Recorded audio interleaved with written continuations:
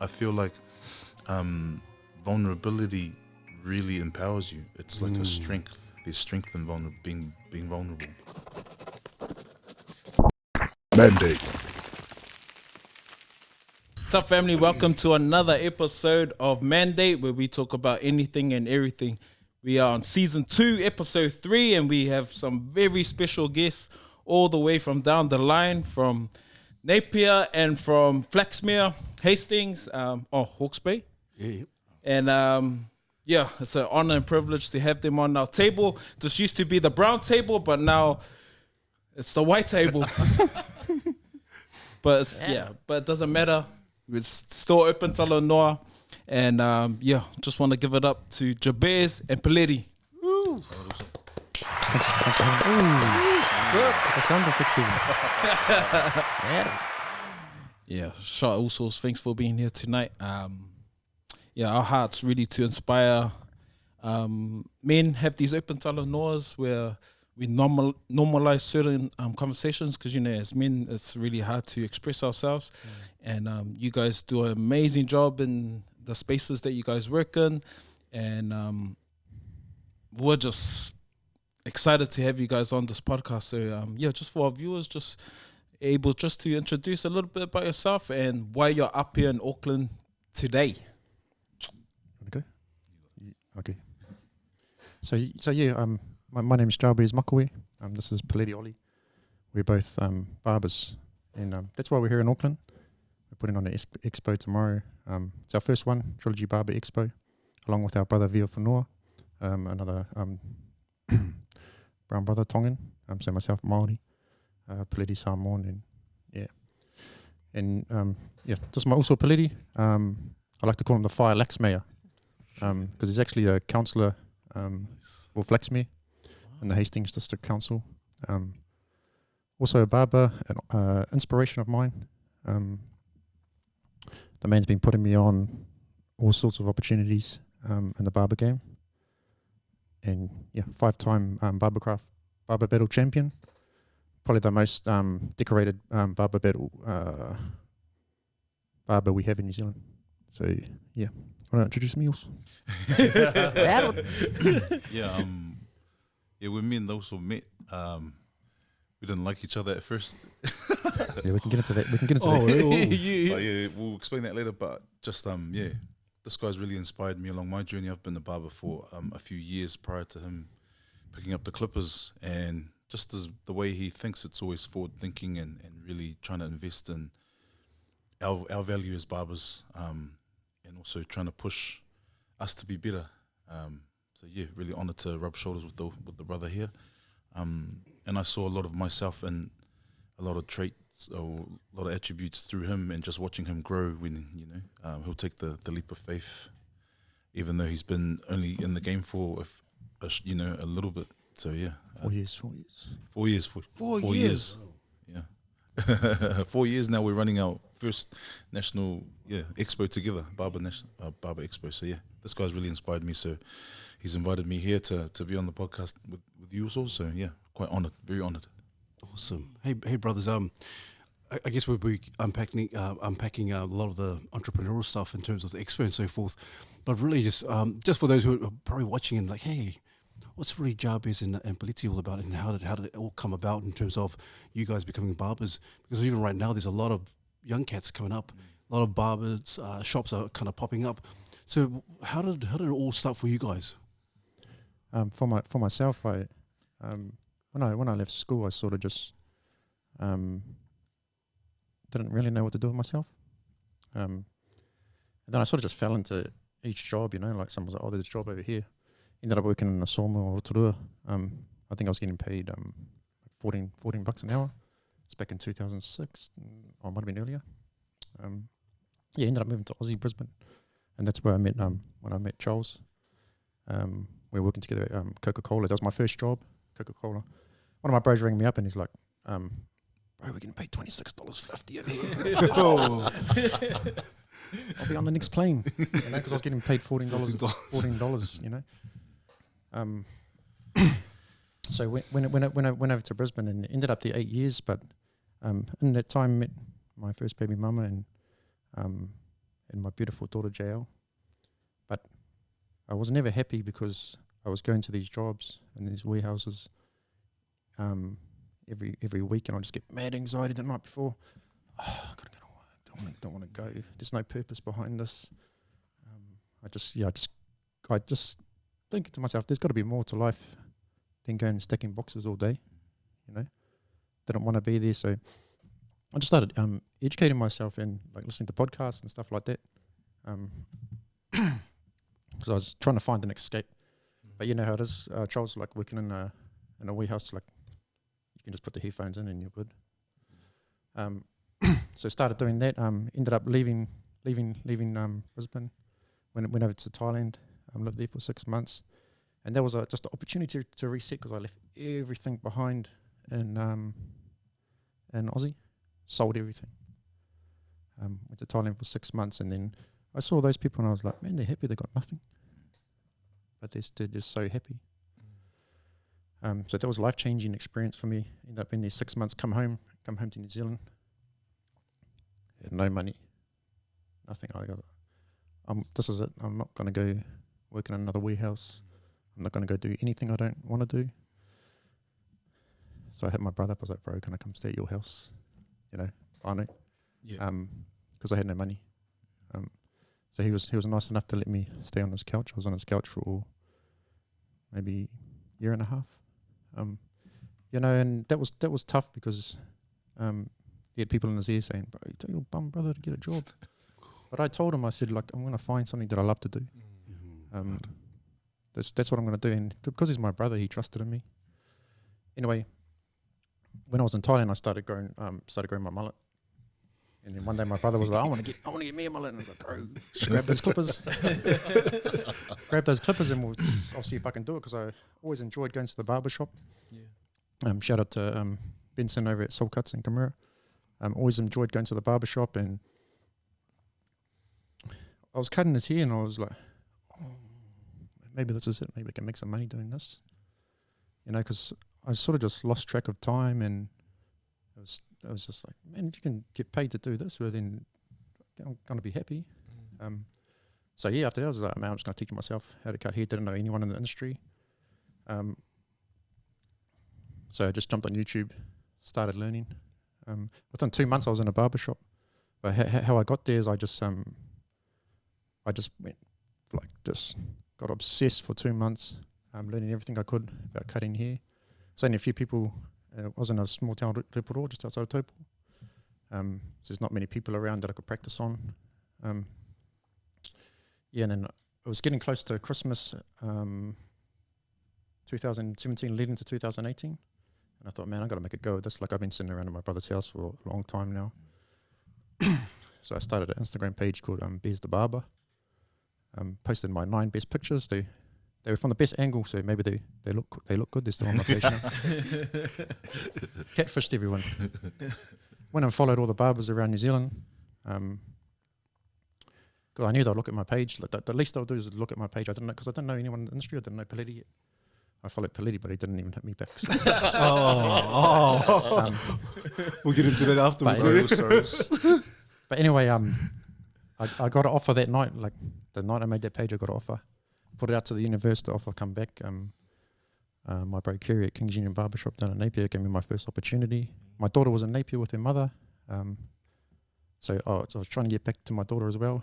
So got down there. Her mother was nice enough to let me stay with them. And yeah, just never looked back in the barbering game. And then just from there on, just growing in leaps and bounds. Wow. Yeah. So you say you're quite new to the game, Jabez, yeah? What, 4 years? Yeah, 4 years in the game, but a lot of life experience. Wow, man. That I've taken into it, you know, like a long. I didn't start cutting hair till I was 30, so there's a lot of life experience that I took into the barber game. Man, amazing. That allowed me to excel a lot faster. Can I jump in there? I forgot to mention in his intro, in the barber industry, this guy's known as the Muley King or the Mullet King, but he put his own swing on it and call it the Muley to make it sound. You know, yeah. So when I did jump into the barber game, I just started kept promoting on Instagram, and I was just taking photos of. I had a mullet at the time. Like I'm just going to post all the mullets that I cut. And there wasn't many back then. People would laugh like, "I get a haircut." I'm like, no, I'm not going to haircut like that. But before you know it, enough momentum built, and then barbers started tagging me all over the world. You know, just here, there, everywhere. So I was just sharing. My Instagram page was just mullets every day on my stories, you know, because everyone kept tagging me in there once, and I'll just share it. And then the name just grew, and that's sort of how I did build my name initially in the barber industry. Wow. But yeah, then like Peleti. That's me. Sure, man, awesome. Same question for you. It's like, Yep. what?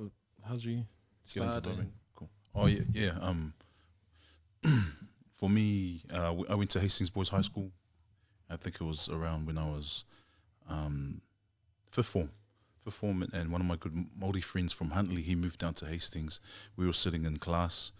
My hair was long like this, and he just said to me, "Bro, your hair will look cool with a fade." I didn't know what a fade was before, because Dad used to cut my hair, you know, back in the step, and the chipped ear. She was the Michael Jones. Big scissors, eh? The Holyfield. Yeah, so I agreed. I was like, yeah, cool. He said, we'll go to my house. I'll cook us a feed, and I'll give you a haircut. So sure enough, we were at his house. We had a feed, and then he started cutting my hair in the wash house. It was like a really short, like zero fade. I've never had it that short before, but it looked good. I liked it. But the thing for me that really changed my mindset was he turned and looked at me, and he said, "Here, cut my hair now." So I've never cut anyone's hair before, but he handed me the clippers, and that said to me that he was willing to give me a chance to teach me a new skill, but also he believed in me. Wow. So as I was cutting his hair, he was just teaching me the steps. So I was really grateful to him, John Whenui. I eventually went on to teach my younger brother, Some. And Somi went on to become the barber for Hastings Boys High School. The school bought him, some clippers. They'll send him into the student office to cut, all the boys' hair, even some of the teachers, and they'll pay him, $10 a haircut. For me, it became a hobby, so I really enjoyed it. Just giving free haircuts to uncles, cousins, and it made me feel good. Plus, I enjoyed learning. So there wasn't any YouTube back in the day, or I didn't go to a barber school or anything. But my life took a turn when, my brother Somi committed suicide in 2012. For me, it was really difficult to really deal with my emotions, because we've always been raised, in an abusive way, strict parents. The way they discipline us is like, I know you guys will understand. So for me, it was hard to really, unpack all my thoughts, because I was struggling emotionally. And when we were getting ready for my brother Somi's funeral, it really got heavy for me mentally, because I was his older brother. I was supposed to be his protector. I was supposed to be the big brother who he turned to, but it made me feel guilty, because I felt like I had let him down. I wasn't there for him in his time of need. So that weighed on me a lot. So at the family service, everyone from Auckland was coming down to Hastings, to come to the family service, and all my cousins and brothers and uncles were hitting me up. Hey, can you give me a haircut? I'm like, bro, the last thing I want to do is give you guys haircuts. Can't you see I'm trying to mourn the loss of my brother? So in the garage where I was cutting their hair, I just said to them, make the most of this haircut, because it's going to be your last. I'm quitting barbering after this. So, they were like, oh yeah, sweet. So I just started doing the first haircut. It was my cousin. And like Jabez was saying, that safe space, it felt like I had fallen into this place of peace, even though I was struggling emotionally with, my brother, the loss of my brother. It felt like for the first time in a long time, I felt at peace. I call it my place of solace. And with the clippers in my hands, I was just in this realm where, I was at peace with myself within. But the flip side of that was, if I gave the person who's sitting in my chair or if I gave them a really good haircut, then I could influence them in a positive way. So that's where I felt barbering was my superpower, that I could give back. But in that process, I'm slowly starting to heal myself. And yeah, that's where my passion for barbering grew. And yeah, we eventually opened, Dad was sick of all the, after the funeral, everyone in the community had, got word that I was, doing haircuts, and we were cutting from like 9 in the morning till like 12 at midnight. It got really busy, and Dad was annoyed because he said, who's paying for the power? You need to start charging. So some of the Indian boys who were family with down at the dairy, they had a little vacant spot there, and that's where we started our barber shop. We just paid the lease, and just started our business from there. I named the shop in honor of my brother Some, and also my friend John Fionu, who taught me how to cut. He also committed suicide as well. So yeah, just through my barber journey, I've always tried to connect spiritually with them, but honor them at the same time. Man. Well, first of all, so hey, rest in love and rest in peace to your brother, Some, and your friend John. Thank you. Just an amazing journey in terms of just listening to what you both shared in terms of the craft, your craft. I think just kind of how you kind of eventuated very different, but the essence is still the same. The essence is like a raw safe space for you guys. And I love what you said as well, Jabez. You said you're kind of like a newbie on the block, or the new kid on the block, but the hard work doesn't kind of really pay tribute to you refining your skill. It seems like you were like always refining your skill before kind of say, hey, give me an opportunity, but I'm already refining my skill and my craft. And I love the fact that, it, like you said, it's a safe space. You feel it's a solace, consoling place. And so for a lot of guys who are probably listening to this and say, hey, man, and want to be aspiring barbers, like, man, I can relate to that. But also, brothers, just wondering, in terms of you personally, how does it feel for you when you feel like you're able to kind of give some sort of solace and comfort to others when you're actually cutting their hair? Because I can imagine when I go to my barber, like, they're talking, I feel safe, talking to me, and there's a real kind of comfort zone there. So how does it feel for you guys when you guys are doing the same thing? People will tell you everything, like they tell you stuff that they're not going to tell to their partners or to anyone. They'll tell you their deepest, darkest secrets. There's something about sitting in the chair and trusting someone with how you're going to look, I guess, that allows people. Then you build the relationship as you go as well. Allows them to open up, and it's an awesome feeling to be able to impact someone in that way, in that short amount of time. You could come in feeling like not so great, and then you leave and you're just feeling flourish. Yeah. So. Yeah, same for me.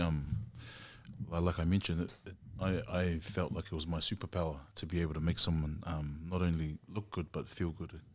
Yeah, the conversation is really good for me to be able to just listen. The power of just listening to someone is, sometimes it's all they need, but then on the other side, it's not always successful. I've had a lot of my clients who, ended up committing suicide, and we're not going to save the world, but we're going to do our best, to be there, be present, and just listen, and hopefully give the right advice as well. Man, how do you deal with those, like in terms of some of that emotional roller coaster? Like, how do you not take it too hard, or how do you deal with it?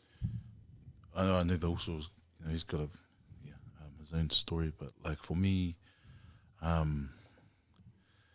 put it this way: I wasn't the best partner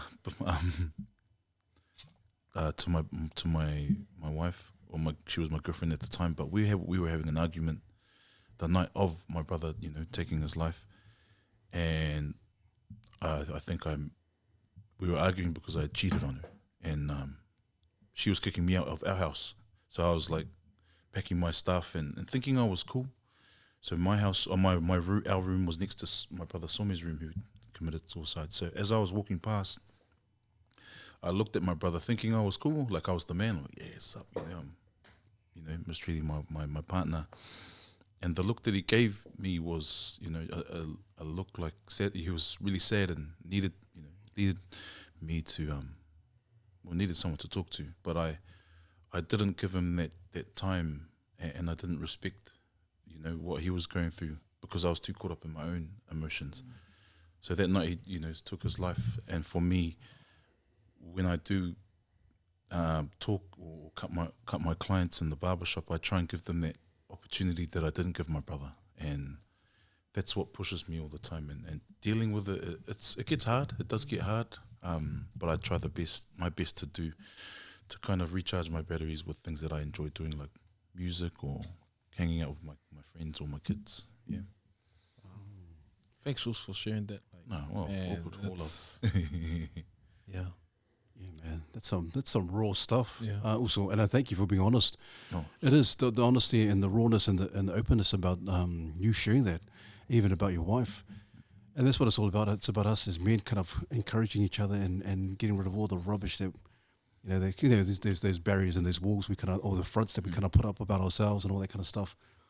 But I'm just wondering as well, Sauce, because Jabez, like, the feelings and the emotions you felt when you came back from Australia, come back to New Zealand, back home, and like, man, because there's a lot of guys who probably kind of still going around that circle, the cycle, like, I don't know what to do in life, I don't know where am I going, and I got no goals and all that kind of stuff.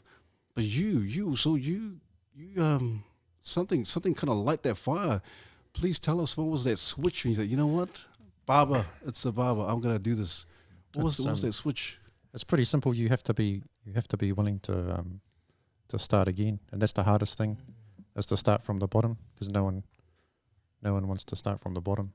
So that was what was so good about going to Thailand and stripping everything back. I had nothing to lose. So Charles, the dream for everyone that lives in Australia that's come from New Zealand is to move home. Everyone talks about it all the time. I want to move home, but I can't afford to. You just hear it all the time, and it becomes your belief because you're hearing it. The words that you're hearing, and you start saying them yourself, and then before you know it, you're believing every single bit of that word. But it is possible. You can come home, and you can do whatever you do set your mind to. You have to be willing to start again. Wow, That's me. man. How did this collab happen? Because I'm thinking like, there's a Māori man, Samoan man. They walk into a bar. Walking to a barbershop. Walk into a barbershop. How did this collaboration happen? And talk about like when you guys first met and you didn't even like him. So there's always three sides to every story, right? And that goes true for anything. There's his side or her side, and then there's the truth somewhere in the middle. So I was fresh into the barber game. Peleti already had massive name, so I was like, man, I can't wait to meet Peleti, and he's 20 minutes away in the next town. Anyway, I went with my old boss Kerry to this rugby game, and then we met each other, and I was sort of like, man, he's too cool for me. Didn't really. Tell us, please tell us. What was it? What was the reaction? What was the interaction? Oh, Tell us also. Sort of, you can just tell when someone's sort of just snobbing you, But I had the same thought in my head because he was standing like that with his shades on. I was like, oh, this guy thinks he's the man. So when we went to go and shake hands, it was like a jellyfish handshake. Just fingertips. Yeah, fingertips. But after that, I think I was about 9 months maybe into my barber journey, and I was thinking I was the man, I'm killing this. But that's just how I think. And anyway, there's this barber competition called Barber Wars. It was happening in Auckland. And I thought, man, I'm going to go compete in that competition. So I just did. I just jumped on the plane, went up to Auckland, linked up with our other Bravia, who's part of our Trilogy Barber Expo, who's helping us run it. And then we went and competed, and Peleti was a judge. And so I showed up, and then the man asked me for a photo, and I was like, "Oh, you finish the story." So at that point, so when because I've already been in competitions before, so when I seen Jabez at the competition, I know Napier is a long way, to travel to Auckland, And this guy was by himself, and he was wearing his barbershop t-shirt, so I knew he was being loyal to his boss. So that's every barber shop owner's, perfect employee.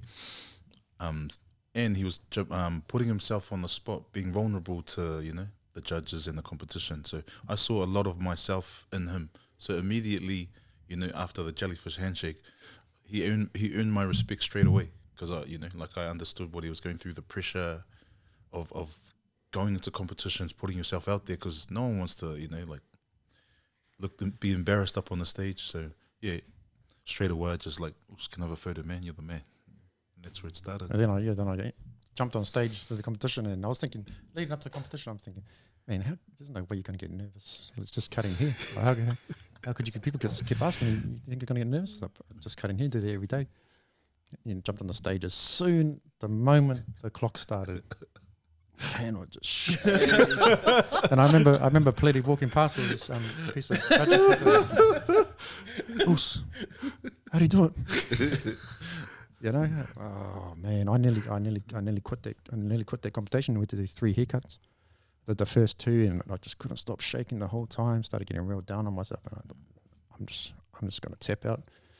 And then our Tongan brother Via was like, bro, just, you're gonna regret it if you don't finish it. Just get up there and do it. And then I found this dude with a mullet, and that was my thing. So I just jumped back up, and I was like, yeah, I got this. Let's give him a Irish Mullet. And then we had a party at Mr. Barber, local barber school in Auckland there, after the show, and then the relationship just kept building from there.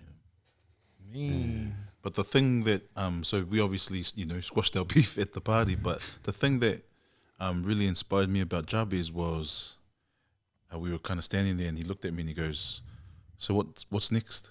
Wow. I'm like, wow, this guy's different.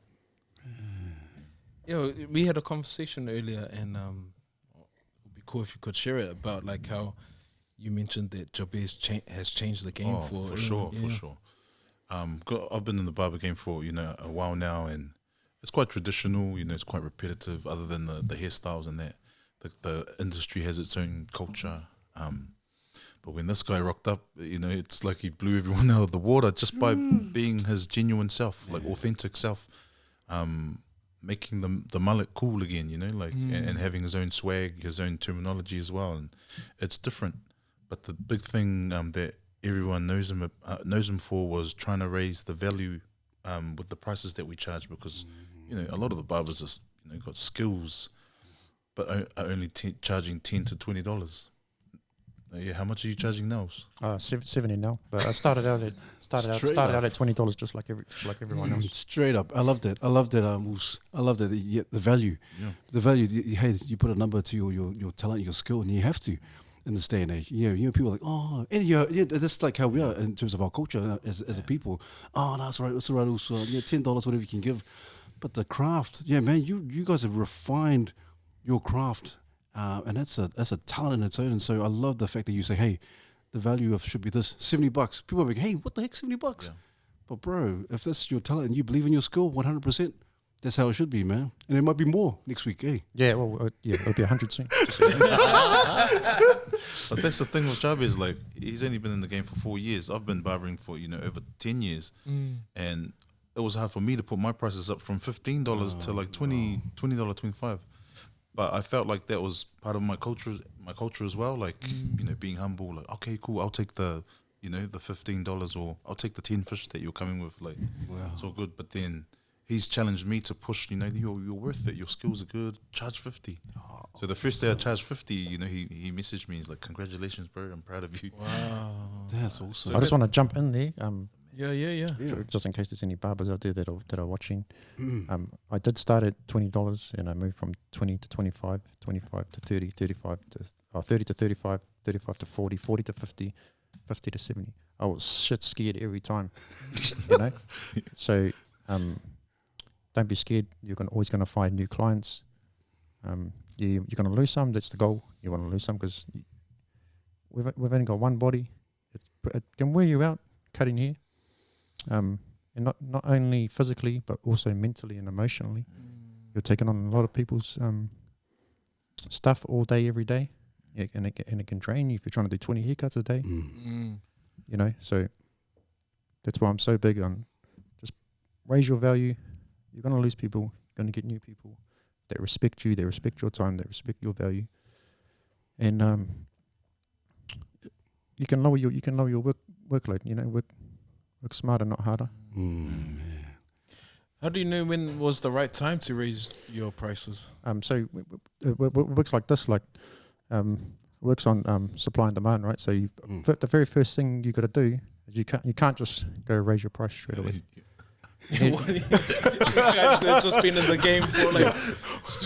That's why I know when barbers ask me, like I'll give a certain different answer to where they what stage they're at in their career. Some of the guys that are just getting started, they're already talking about price. I'm like, bro, you shouldn't even talk about price. you should focus on building your clientele and having an overflow of clientele. You want to get to the point where it's annoying. Like there's so many people hitting you up for a haircut, you just can't fit them in. And every time that happens, you raise your price. Some people are going to drop off, and then it's going to be steadier, and then you rebuild, and you just rinse and repeat. So every time the demand exceeds the supply is how many haircuts I can do a day. The demand is how many people want a haircut from me. Every time it exceeds it, I'm going to raise my price, drop the demand, and then do the same thing over and over. Wow. Man, that's You're coming a long way from you're changing the game. You're changing the game. Hey, it was the same. Man. It was the same, you know, when I was stacking 600 boxes in there. Well, you know, it would have been hard for you, like always coming second to the fastest picker. But hey, man, that's cool. I gotta give it to you. You know, you told me a lot about picking bulk orders. Shout out to everyone still at Kirk and not only Brisbane but in New Zealand. Taught me heaps, gave me my first life skills. But man, I love it. It's almost like I'm listening to a masterclass. Like, yeah, bro. I'm looking forward to your guys' Expo tomorrow. You able to talk more about how the trilogy came about and more about the Expo tomorrow? So how it all come about? Me and Peleti, we've been ever since that Barber Wars. There's been so many. Anytime there's a barbering event, we're there. We'll just show up, you know, and we'll never get paid. Like it's all like investing in ourselves. Like Peleti's connected me to a lot of people within the music industry. Like I've had opportunities to go backstage and cut artists that he's been doing for years. Like those man. my favorite band's LAB. So shout out to LAB. Nice. So, So Good Vibes and Napier, the boys were like, come cut the artists. I was like, I just jumped on and they were going to do them and I just jumped on. Peleti and my other bro, DJ KG. I just jumped on. I was like, no, I'll come with you. I was hoping to cut LAB that day, but I didn't get to my, I was Lion Rezi and Charlie Pometi, and I didn't even know who, there's a cool story, I didn't know who Charlie was. So he's like, he goes like, go to this room, cut up the toko. And I was like, oh, sweet. So I just went in there, started cutting them, cutters here.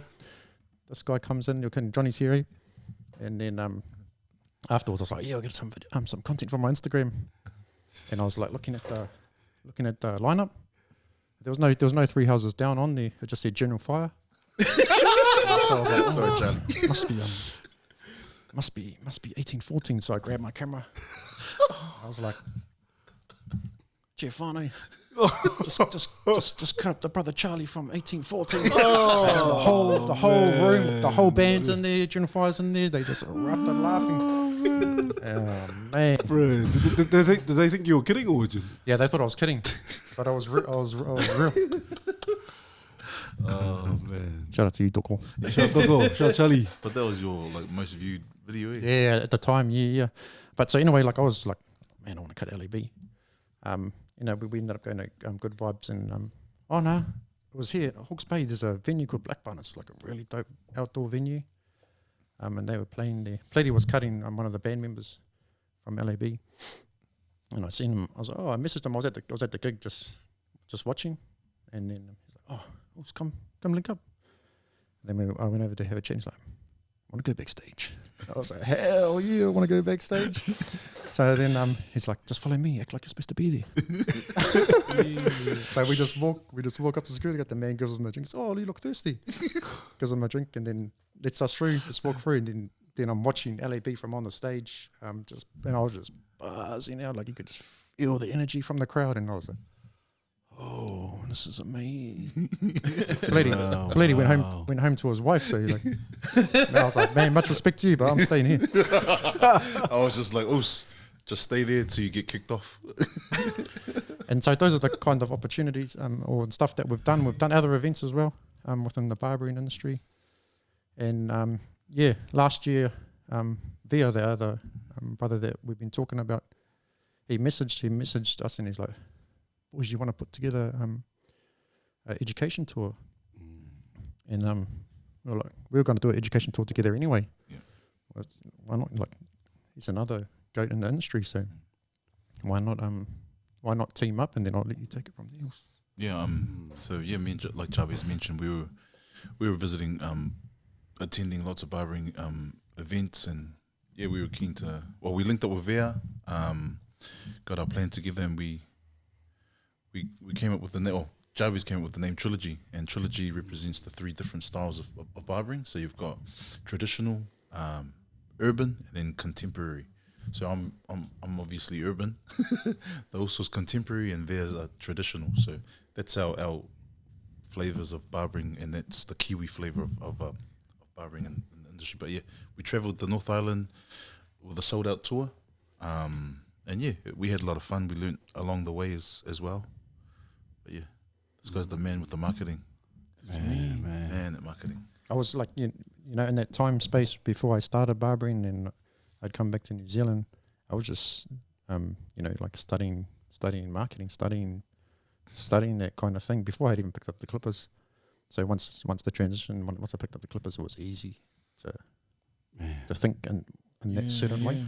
That's beautiful, mate. I'm just thinking as well, because there's a lot of guys out there, young cats out there, like, hey man, I'm good with the clippers, I can cut.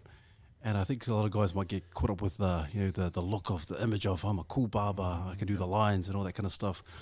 But just hearing what you're saying, Jabez, in terms of, hey, before even getting on the clippers and becoming a barber, you're already thinking of marketing, you're thinking of ahead of the game. And so how important is that for these young cats coming up in terms of hard work, instead of kind of, the image of I look cool as a barber? But tell some of these young cats, or even some of the older cats, like, how important is hard work in the game? Yeah, it's super important, especially from a branding standpoint. Like, you're only going to be as successful as how many people know about you. So the whole goal is to build as a barber. Your whole goal is to build a clientele, because then you have a steady income. The majority of us on a commission. So 50% of the haircut goes to shop, 50% of the haircut goes to the barber. That's how most people start out in the industry. So you got to imagine you're starting out. You might do 2 haircuts that day. If those 2 haircuts were $20 each, you made $40. Well, you got to split that with the shop. And so the goal of the barber should be initially to build a clientele. You do that by making people know who you are. Being in the shop, that's another big one. People don't realize how, once you evolve in your career, you can move in different directions, but you need to be in the shop at the start and be on the broom. I mean, you just gave someone that advice today about the broom. Want to talk about the broom? Yeah, the broom. The broom, it keeps you grounded, keeps you in the learning state. So there's a lot of barbers who are coming through, and they never grab the broom. They'll just kind of sit on their phone and scroll. But like what the broom teaches us is just to be humble and ready to absorb, new information or new knowledge from the senior barbers. So yeah, it's just, you got to start from the bottom. There's levels. Yeah. So you're like in a live tutorial, right? Like you're just on the broom. But because you're doing the job that barber's going to have to do for them, they're more likely to want to be like, bro, this is how I do that. This is how I do this. But if you're just sitting in the corner on your phone, like, they're not going to help you. You got to help yourself, bro, pick up the broom. Why is it important for you guys to do these workshops across New Zealand, especially as Māori and Pasifika? I want to jump in there and say something about Jabez. Oh, yeah. Jabez is like, even though he's very new to the industry, and with him, when he gains knowledge or learns something new, he doesn't keep it to himself. He wants to share it to the world and for free. But it's like he wants everyone to win, and that's one thing that really made me, or attract more to his energy and want to learn about it. Or if there's like certain barbers who might be beefing, he'll go and just kind of squash the beef himself and visit both teams and give them like another perspective. So yeah, that's why I respect this guy. He's just the new era of barbering. That's cool. Why is it important for you to do that, like to give? Because a lot of people, when they learn stuff and it's working for them, they want to keep it to themselves. They want to grow their own empire. But you're wanting to celebrate and elevate others. You know that you understand this feeling when you're going to work every day and you're stuck in a box and it's the same thing, and you're getting told what time you have to be there. You got to ask for time off. I hated that feeling, and I know that's the reality for the majority of people. They're in that space where they've just got a job. There's no purpose behind it. They feel like that's the only option, and it's not the only option. But sorry, that's my track of thought. What was the question again? I was building. Yeah. It's like, why is it important for you to celebrate others? So because I know that feeling so well, and I know what it feels like on the other side. I just want to give to those people and help them get out to the other side. Same with barbers that are up and coming. That's why I'm passionate about us raising our value industry wide. Because I know what it's like when I come to the barber and it's like, what? Like, we're doing this thing we love, and we're making less than minimum wage. This doesn't make sense. Yeah. Wow. That's cool. The barbershop culture is massive overseas, and I just it's quite big for us as well in our culture, especially the hood, Pacifica culture. We go into a barbershop and we know what it's like. We can sit there for ages, and the conversation, like you see the normal faces, the barber knows you. How different are we from how unique is our culture, and how different is it from overseas? Is it different? Yeah, it's a lot different. Currently, the only opportunities for us is to cut behind the chair. That's one of the things that we're trying to change. We're trying to create other opportunities for barbers to go into education, opportunities for barbers to do what we're doing tomorrow, having them on a platform, sharing what they know, because there's so much talent in New Zealand. Like, you got all these big clipper companies, and in the other countries, they'll sponsor the barbers and they'll help them with their careers. But because our market's so small, no one really cares. So we just decided we need to do something about that for ourselves, and we'll just put on our own expo, and we'll put the spotlight on our barbers. That's cool. And that's all.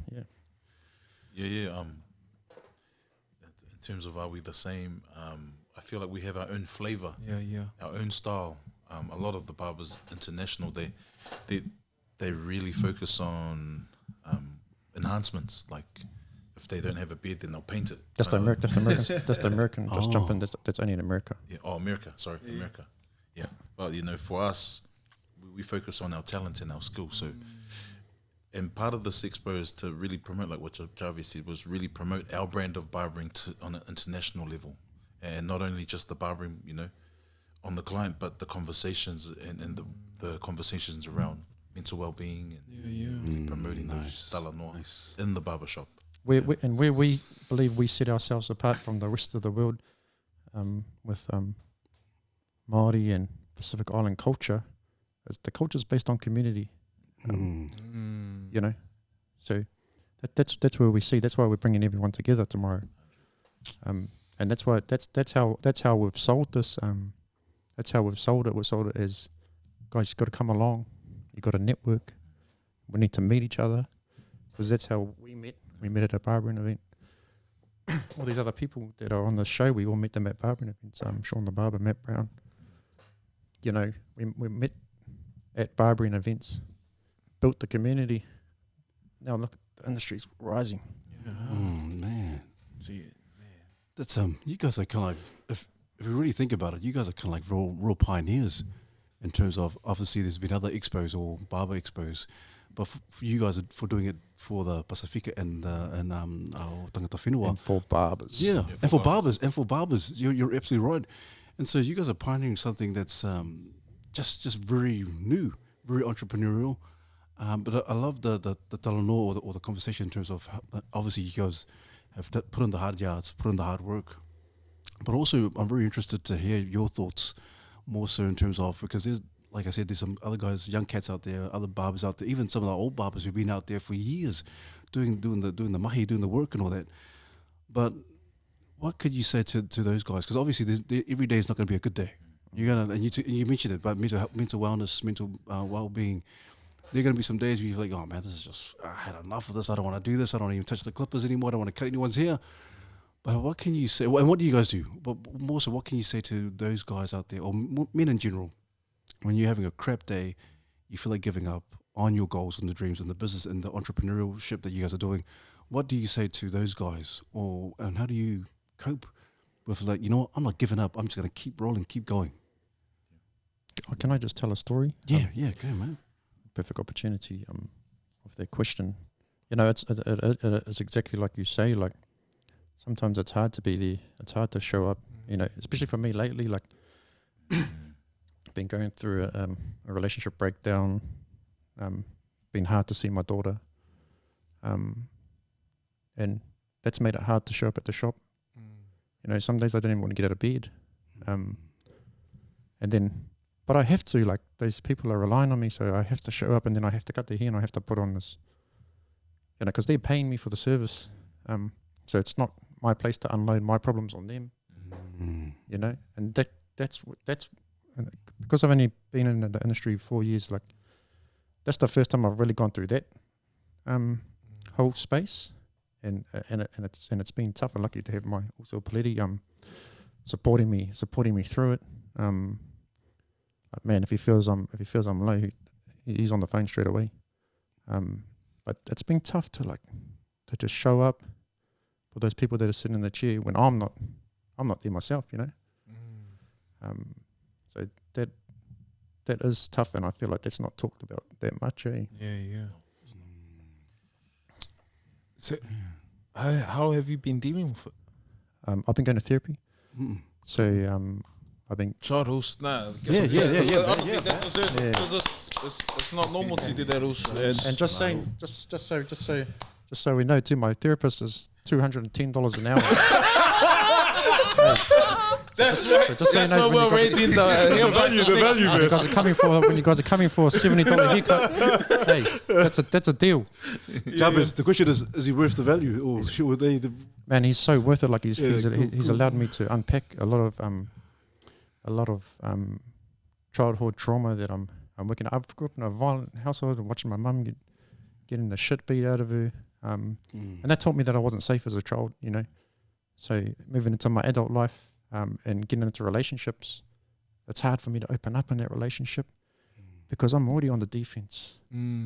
I already don't feel safe. So I walk around most of the time like that. So it's been happening with awareness more than anything. Yeah, I've got to fix the problem myself, but I'm just becoming aware of my own thoughts and my own behaviors and my own triggers. That's a big one.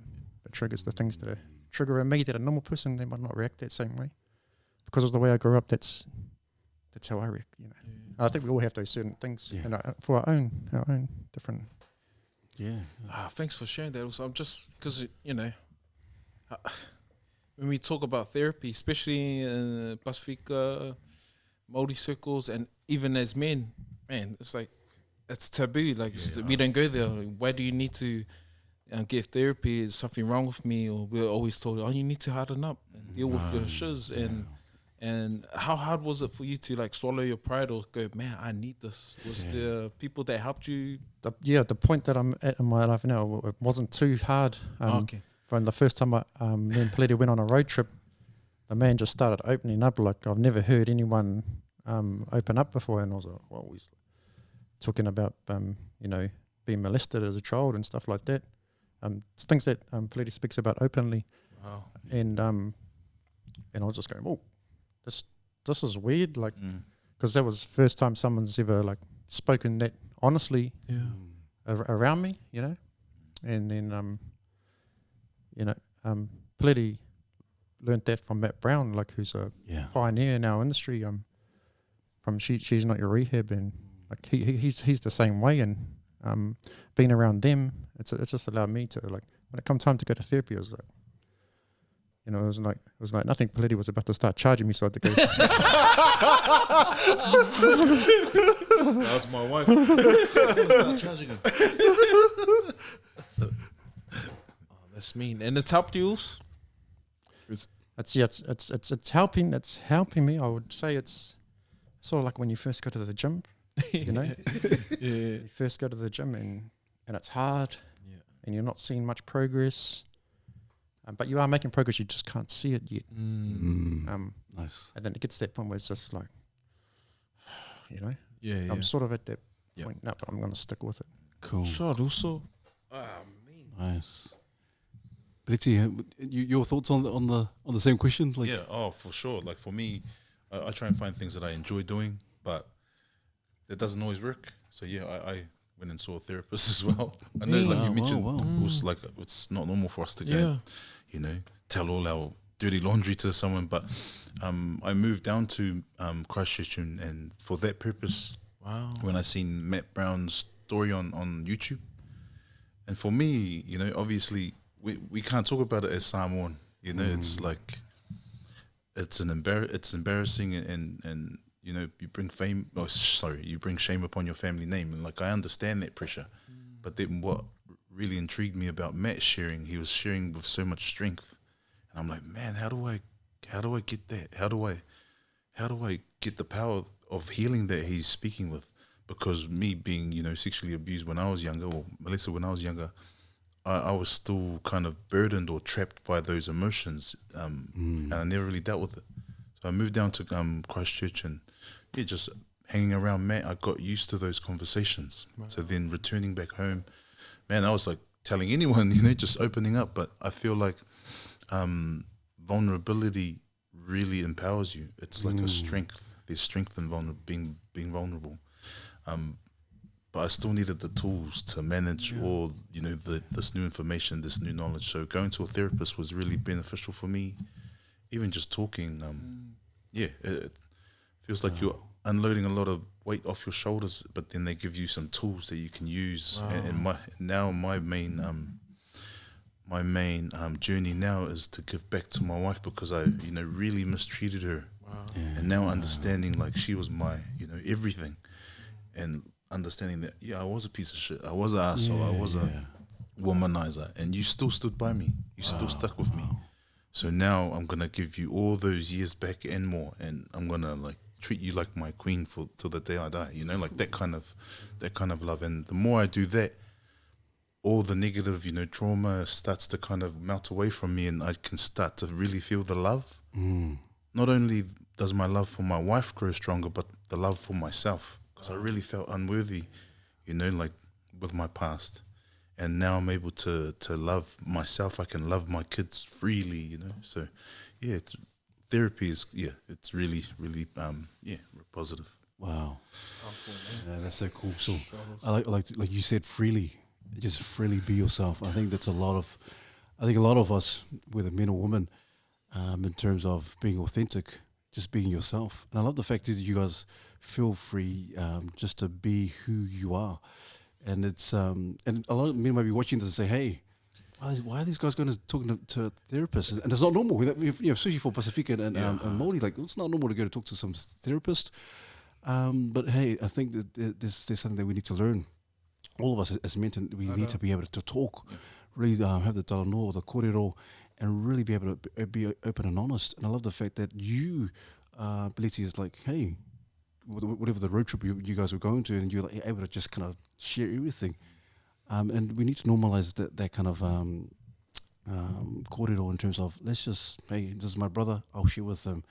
and it's hard. It is really hard. I can understand. I can relate to sometimes in terms of people like, I can't really hear this. It's kind of awkward.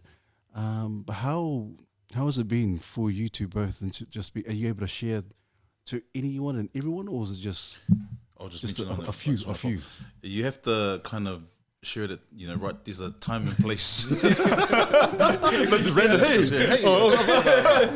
So there's a time and place. You can hey. Yeah, so you gotta understand your surroundings and who you're talking to. You don't want to say it to like another 4-year-old child. So you understand. And for me, I feel like the more I shared my story with someone that needed to hear it, or in that safe space, the easier it became. And that's where I felt like that the empowering feeling, and becoming free from it. Well, for myself, Nice. I use my social media a lot to just voice whatever's going on in my head. So, but it's not that doing that isn't that hard. I'm kind of talking to myself. Like, people think in their mind like I'm really outgoing and that stuff because I'm so active on social media, but I'm just talking to my camera. So it's just me and my thoughts, and I'm just unloading my thoughts. It's not that's where I do a lot of unpacking and just the stuff that I'm going through, and as soon as I learn it, I'll put it out there, and trying to release that little bit of whatever's going on inside me. Yeah, I just want to mention, like, just off what Jabez said. When you share your vulnerability, it's like an invitation to whoever's listening to also, share as well. Not right then and there, but to also feel that it is possible, or you aren't alone, or you are normal. It's the big one, Yeah. You're not alone. You're not alone. You are normal. Like, it's all good if you've been abused. Like, Yeah, and it's easy to, like, when you're like looking at people on social media, everyone's posting their highlights, and it's easy to go like, man, that guy's got it so good. Their relationship's so perfect, or and then you're thinking in this, man, I just can't get my life together. So that I just, and it's Matt Brown. One thing that I really learned from Matt Brown was removing the mask, like removing your mask, because a lot of us are just walking around, pretending to be, have everything all perfect. And I feel like that's a big thing in our culture as Samoan, like the pride. And I feel like that pride was the thing that killed my brother Some, because he was too proud to be like, hey, mum, I'm feeling sad. Can you help me? But he felt the pressure he felt it was easier to just kill himself rather than just talking about it. So I love what you brothers are doing as well, like creating this safe space for us to tell them more safely, and empowering each other. Yeah. Well, let's talk about that, because I think that should be that is one of the that's a massive killer in terms of our people, pride. Very prideful people. But how do we tackle that? How do we, in terms of men, more so men and our people, how do we tackle that pride? How do we let go of that, or bring that mask down? What do we need to do? Oh, I wouldn't have the answers, but like, I'm surely working on it. I'm working on myself, and just really, instead of focusing on other people's, like, imperfections, just focus on yourself within. I had a conversation with one of the usos at church, and he said, especially in our Samoan culture, it's like we're all like crabs in a bucket. When we see someone make it, we want to just drag them back down. And he described it as a curse, like a curse that goes away. This was just his analogy. But I feel like what Jabez is doing, like, he learned something and then he wants to share it with the world. He'll show his his blueprint, so to speak. So he's almost like inviting you to come and be successful with him. And if we could do that, like our Indian culture, how they build up each other, or the Chinese culture. True. They go and live together and build up their business and then move on. Like, I feel like that could be some way, a chance of us to change or break that cycle. Wow. Yeah, because I love what you guys are modeling, like, in terms of encouraging one another, and you're doing it communally, like, with this. Like Pete said, we sort of, like, the flip side to that, if we're not sharing, if we're not being vulnerable towards each other, we're bottling it up inside, and it comes out a different way, and we've seen so many men struggle, and I just love I just met you, and you're real open about some of the stuff, and I was going, man, that's powerful, and I respect that, and just seeing the journey of my brother here. I haven't seen for over 10 years, and come a long way, bro. I can't wait to you're taking leaps and bounds. You continue to excel, but no one knows that, man. This guy was right next to me, picking, and he was picking boxes, doing something that he didn't like. You had to get up for the sake of getting up to earn money. Now you're living your passion, and you're partnered up with other amazing dudes, and I really love that also. So I was real proud of you, brother. Yeah. Fresh. Hey, what was it? Trying to learn. That's so cool, man. But the danger of what you guys are doing, because I'm a bit eeks now, because you're raising the prices. Now I have to go and find the guys. Now I'm giving these other guys opportunity, eh? Yeah, that was a big that was a big hit that I took for the barber industry. Because what happened was I had already opened my shop and I was already charging $50, and I've got a tipping function on my FPOS machine. Yeah. And I just posted this video on TikTok, like not expecting anything to come from it, because within the industry, everyone already knew there was never any pushback. And then I posted this one video on TikTok about all the tips and the money I had made that day. And man, it went viral, and then I just got flooded with hate. But then, if someone hates on me, man, that's good. That's like my biggest fuel. So as soon as they did that, I was like, all right, I'm just going to keep grinding. I'm going to keep pushing this out there, and I'm going to start saying, look, this is going to be an opportunity. Before you know it, like I'm hearing barbers all over New Zealand saying, bro, like, my client's coming in and he's going, bro, have you seen that guy? Have you seen that guy charging $50, bro? That's a bit of a rip-off, eh? And the barber's thinking in his head, bro, I want to charge $50. Yeah, that's me. That's going to be me. That's going to be me soon. And then it's been beautiful to see so many people that are at that price point now. Because that's cool. For me, I want 50 to be the new 20. Because if you're charging $20, you're going to be making less than minimum wage. Yeah, and our wives, they're allowed to go get $50 perms and way more than that, like up to $600. Like I got the eyes now. I'm getting hate mail. Within the hairdressing salon industry, $70 is like that's low. That's low. Why can't men pay for $70 to look fresh? Right, 100%. Like that's me. It's gonna take time, but it's gonna happen. Yeah. So you shared earlier around like when you went to an event and you were up there, and you were like one of the only Pasifika up there, and you're looking at the crowd, and the crowd was filled of Pasifika. Like, can you tell us about that? Yeah, for sure. So for me, like I barbers promote their work, and you start connecting with other barbers online on social media. So you see these guys doing well on social media with, becoming popular, showing their skills, and they're amazing, especially here in Auckland. And for myself, because I was, from Flaxmere, no one knows where Flaxmere is, I wanted to promote my hometown and be proud. So I had nothing to lose going up against the big dogs, Christchurch, Wellington, Auckland, all the big hitters. So when I got up on stage, I was expecting all these brothers to be on stage with me, but I turned around and I seen them in the crowd, and I'm like, hey, what's happening here? And it really made me sad, because I was like, bro, why aren't you up here? You're the man. It made me sad because, far out. Because easily any of these brown brothers in the crowd could have just won all these competitions. But I feel that like there's that block. That block might be a mental block, or it makes me sad. That's why we do want to create this expo, so we can just take away that, that intimidation, and just create a platform where we can all feel equal and showcase our own skills together. Like we're all just going to be learning and helping each other grow, and within our skills as a barber, but also networking with each other as a community. This is the first event that's run by barbers, because in the past it was run by hairdressers. They were sort of coming over to try and colonize the barbering industry.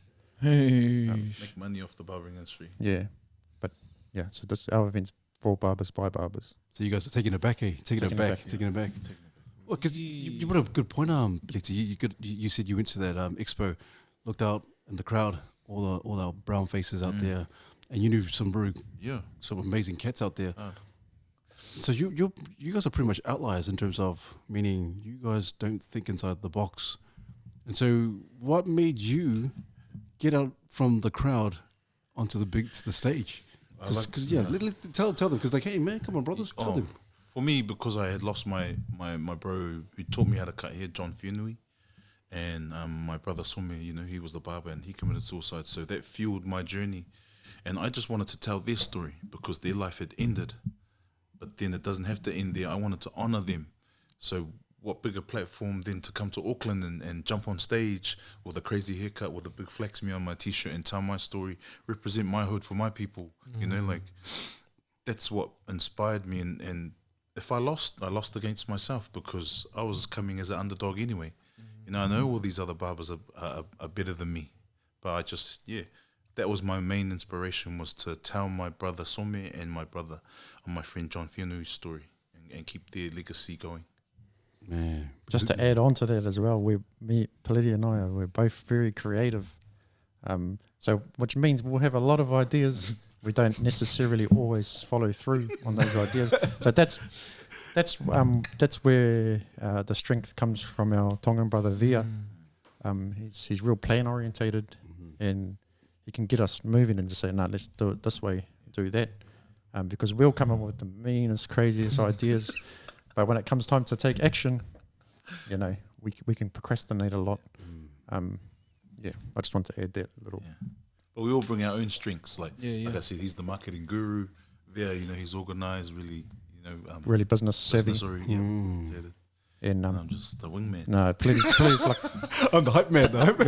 This guy's network reaches, far and wide into all different types of industries, and that's one thing that I've been learning from him is around building relationships and then because those people are going to open doors for you one day. Maybe you might not even know you need that door opened, but if you've got that relationship with that person, then they can open it for you, and that's where his skills, man, the amount of things we were able to pull together just because he's built a relationship with someone in his past. This whole event wouldn't have been possible without that. Man, that sounds like a working formula, because how important is it to have the right people, the right team? Like, cause I can imagine probably in the past, you probably have worked alongside some other folks, some other guys, and like, oh man, this is not going anywhere, probably the wrong person. But how important is it for you in terms of the goal, the purpose, in terms of what you guys are doing, to have the right men or right people around you?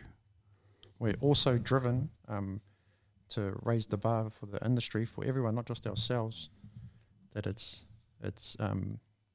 easy. We don't need each other to get stuff done. We'll just get it done. But like Peleti used to have his own barber shop, and with staff it can be hard because they don't have that same vision. Not everyone wants to get to that level. Some people are just happy to have a job. And that can be quite frustrating, Eels.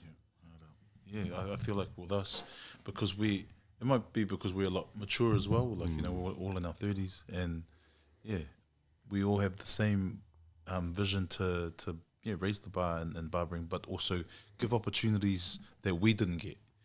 Give those opportunities to those who are coming up and give them a helping hand so they can carry on. I really like what Vea put up on one of his stories. He said, you can't compete against me because I want you to win as well.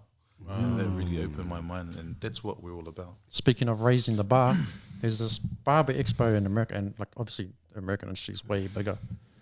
And there's an expo, it's actually the biggest barbering expo in the world, called the Connecticut Barber Expo, run by a guy named Jay Majors. So we just want to shout out to Jay Majors. We're trying to bring Jay Majors to New Zealand next year for our expo next year in Hastings. So yeah, give him a shout out. Shout out Jay Majors. We're trying to get him as well on mandate. So Jay Majors, come on, brother. We'll be in Hastings But, too you know, he's next got- year. Yeah. Do a road trip. The man's got all the biggest brands at his expo, all the biggest barbers, and it attracts like 12, 13,000 people a year. So that's the gold standard for us, and that's where we're looking to. We're gonna shoot for it. Yeah, they've even got a barber Grammys at their expo.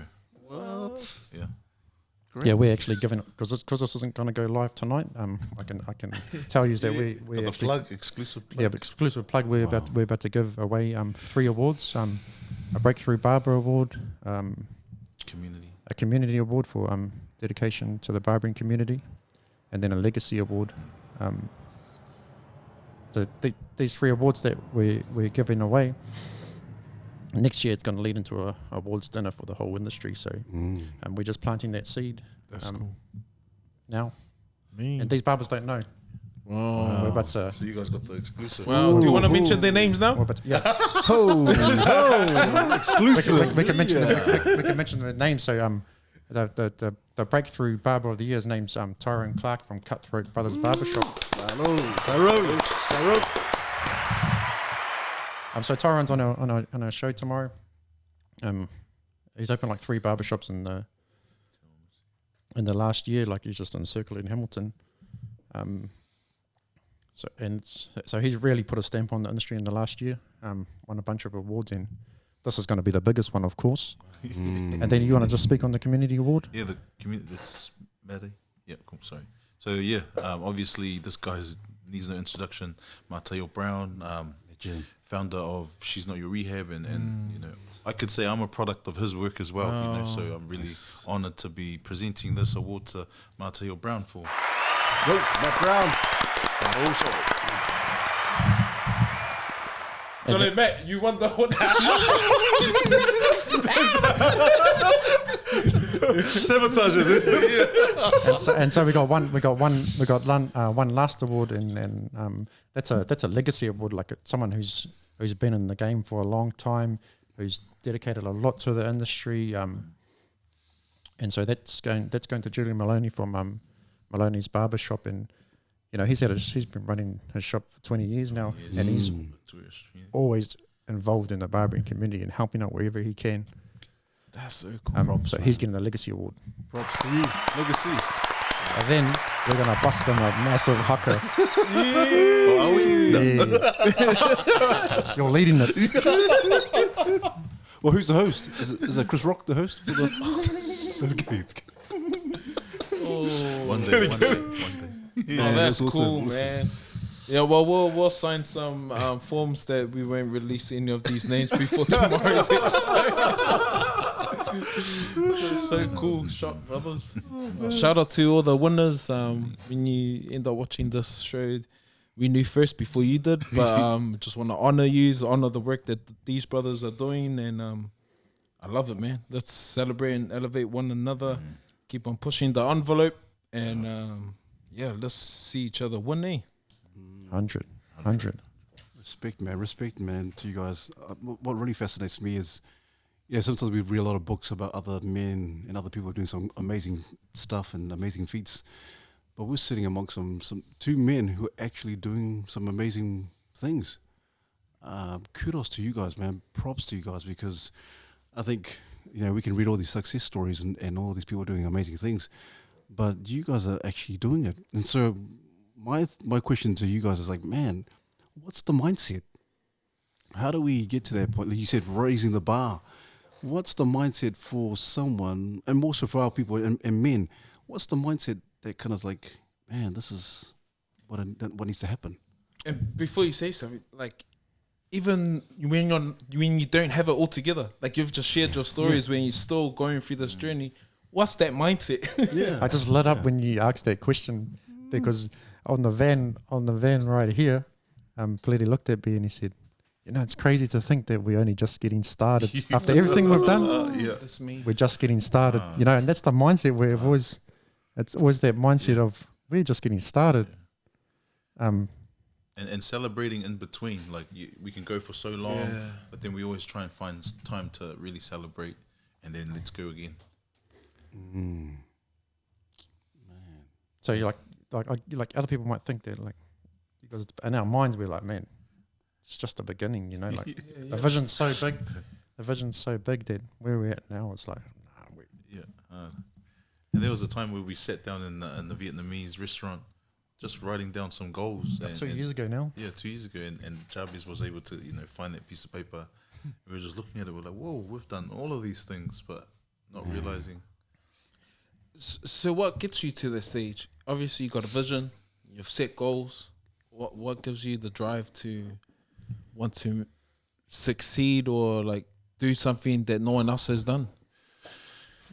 For me, it's it just comes back to like going to work, having no purpose, and just hating being there. So like everything that we're doing, and everything that I'm ever doing, is to help other people get out of that spot. So that's what's driving me. That's what gets me up out of bed in the morning. What about yours? I just hit a little sensitive spot there. For me, so many years, because I feel like it stemmed from being sexually abused as a young kid, and I always struggled with my sexuality and relationships in my childhood, to the point where I had kids out of wedlock, or I had, kids with several baby mums, and I probably, and that was my struggle, was not being able to take care of my responsibilities, and I was a deadbeat dad for a long time, just being useless, like bumming off my parents, asking mum for money, for smokes or going for drinks. And I always felt guilty, thinking, man, like, wonder if my kids are eating today, and I'm so useless. So I'm really hard on myself for that, and I feel like now that I'm finally, shout out to my wife, she pretty much saved me. She took me in broken, but my wife has really helped me untangle all my thoughts. And even though I'm happy with my family, I still feel unworthy, because there's my kids out there that haven't got a father, and while I'm being happy here with my family, that drives me, because they must hate me for not being there. And what drives me is to build, something good for them to hopefully one day be proud of me. And that's why I'm never content with like, hey bro, you're like famous, or you came on this and you did that, and I'm like, nah, until my kids are proud of me, then I'll be all good, And hopefully one day I'll be able to salvage those relationships and be there for them, that's when I'll be happy. Wow. I guess you said the word content.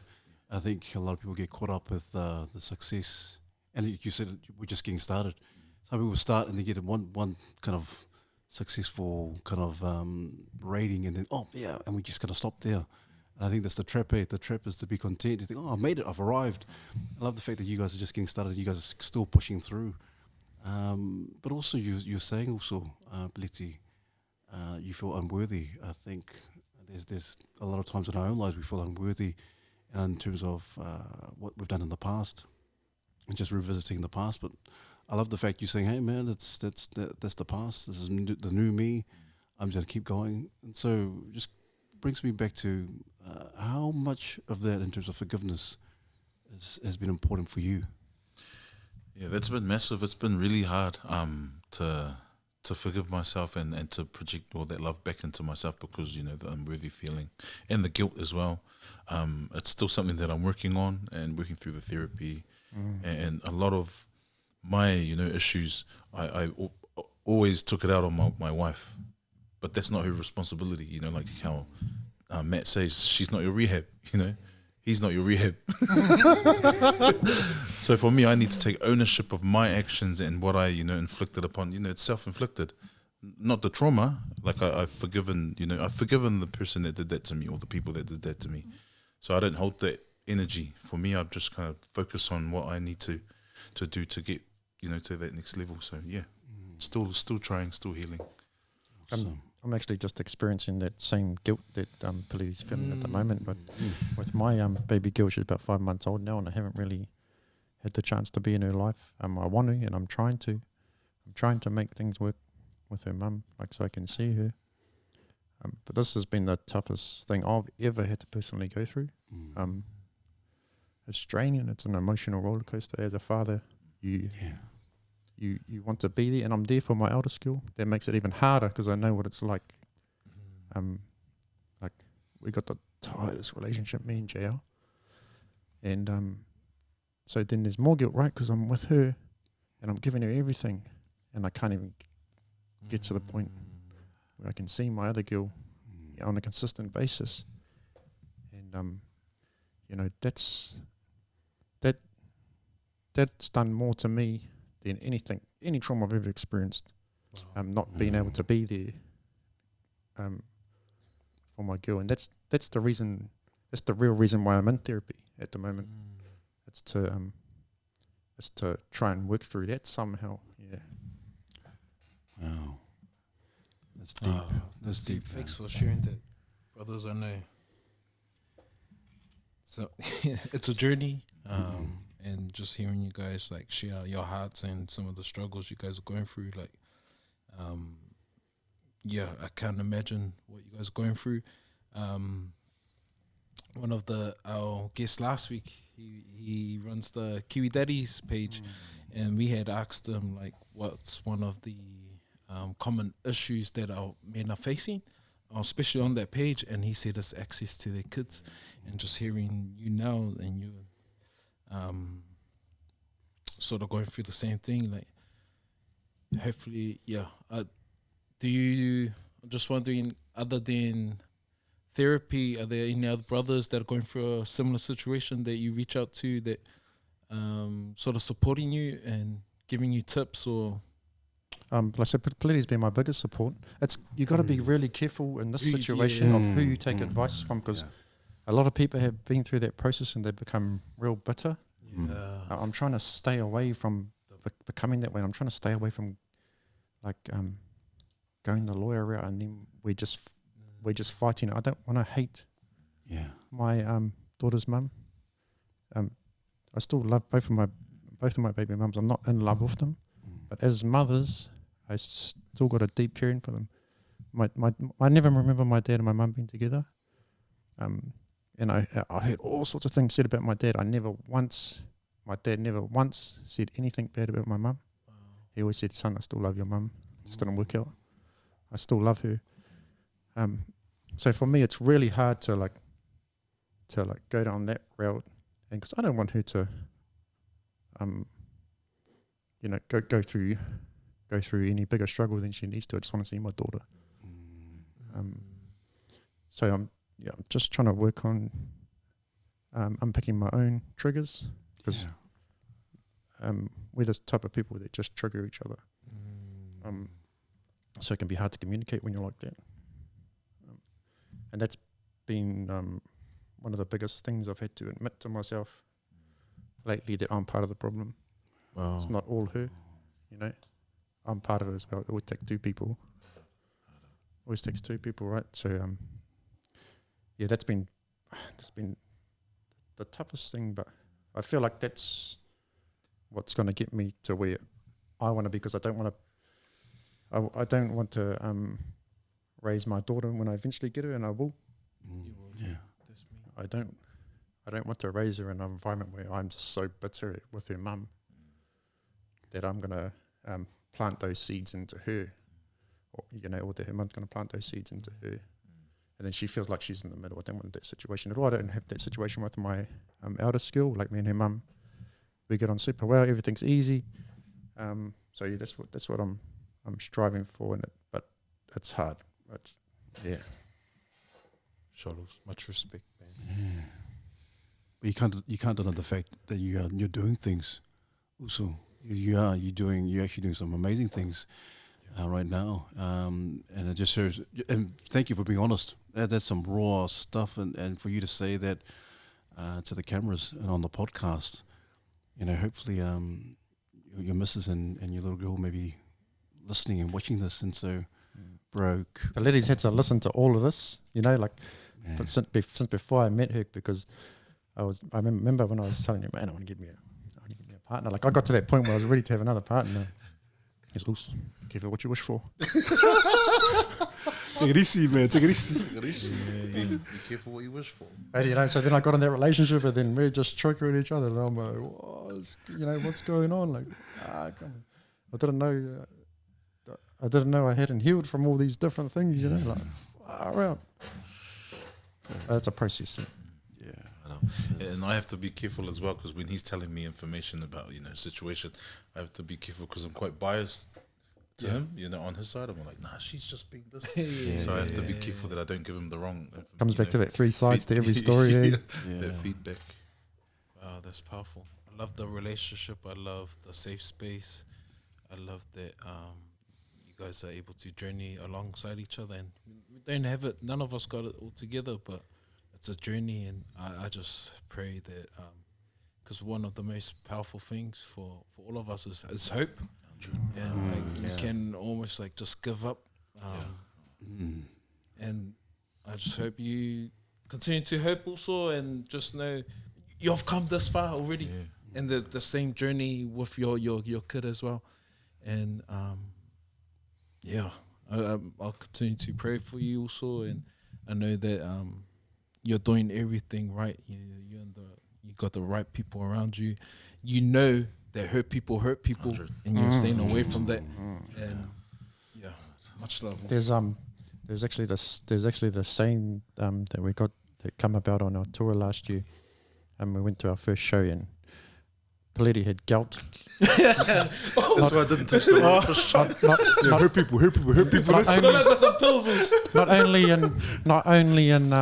Not only in his toe, but also in his clipper hand. So you know he had to go and cut. Like, how's it going? I said, never fold. Never fall. And then we did our Napier show, and Peleti was late. Like, oh, that's nothing out of the ordinary. So I came across, like, oh, I'll be there soon. Oh, sweet. So he come along to the show. Was doing his haircut. So what we do is just cut hair and break down the techniques what we're going through. So we're going through, he's doing the haircut, breaking it down. And then I'll let you finish that story. So I did my demonstration because I knew I had to get through it. Otherwise, I wouldn't have been able to after I had announced it, you know. So as I was finishing up, I just said to the crowd, 2 hours ago, I just lost my brother in the car crash. I just, came from the hospital.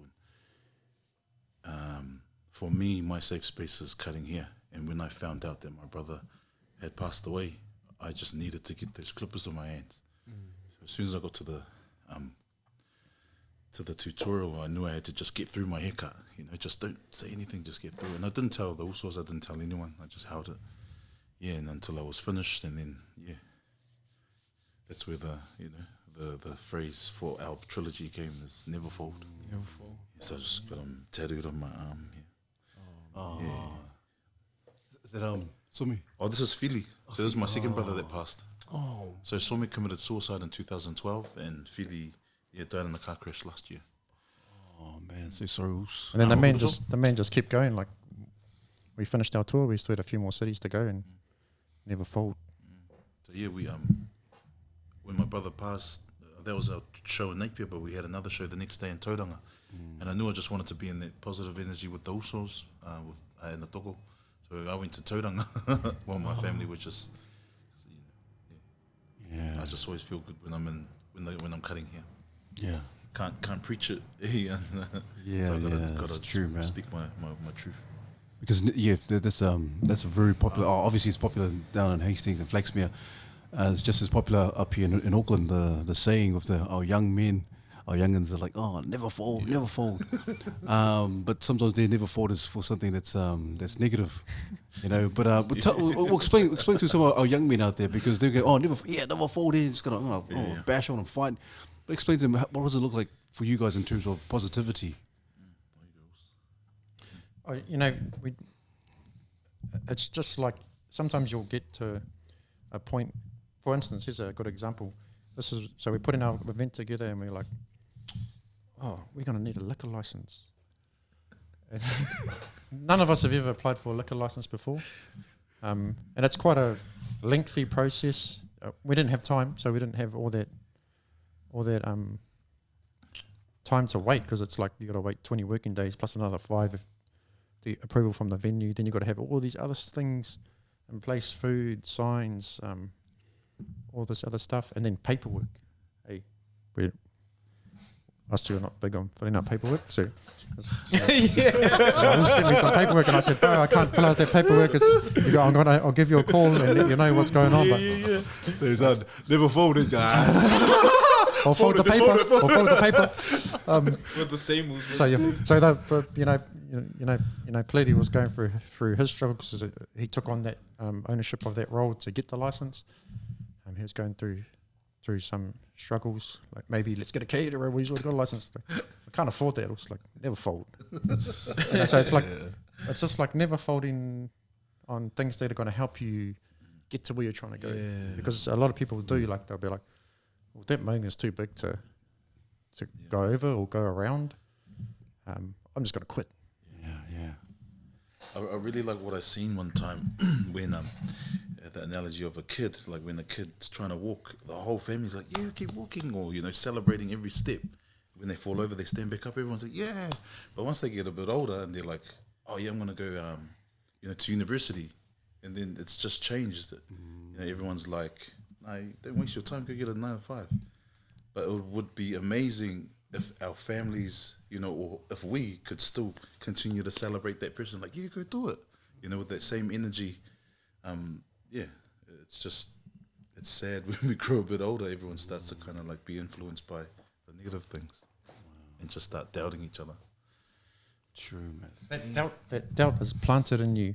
It's planted in you from a young age, you know, like I used to hear my nan saying, money doesn't grow on trees, you know, just little things like that, they're planted in you. You can unlearn those things. You can unlearn them. But you just have to go out there, seek that knowledge and try and unlearn them. I've been trying to unlearn them myself, you know, like I'm trying to raise the bar on how much we charge, but I grew up in poverty, like we were poor, you know, so a lot of the things, the beliefs that we have, they come from a young age or people around us. You know, there's that quote about you are the 5 people that you hang around, you know, and it's so true. You just think about the people that you hung around at you know, I used to hang around Charles, so I was the man at picking I was the man at picking Coke, orders at Coke. Charles was picking all the bulk orders, but you know what I mean? Like it's so true. Because the things that you're hearing, you're going to take them on and you're going to start believing them. The things that you say, I'm always try to be real intentional about the things that I'm saying as well, because I don't still get negative sometimes. But when I'm doing that, I'm like, man, I'm doing this to myself, you know. So cool. There's one thing with especially, you know, I speak from a Samoan lens because I am Samoan, you know. The one thing that I feel is kind of challenging is we love to mock. We love to mock each other. You know, Tell us about them. they're banter, you know, but at the same time, at whose expense?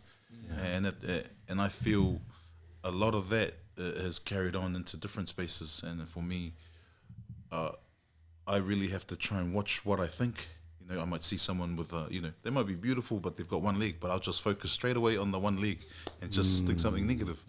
So now I'm really trying to change that, like rewire my brain and just be like, nah, I'll forgive you for thinking that, and just try and focus on, you know, the positive rather than the negative. And yeah, I guess we just need to, well, all of us had to try and rewire ourselves and be mindful of the spaces that we're in as well.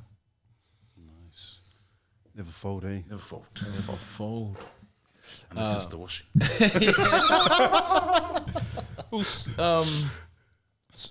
Correct me if I'm wrong. Are you the first Pasifika councillor in Hastings, Flaxman?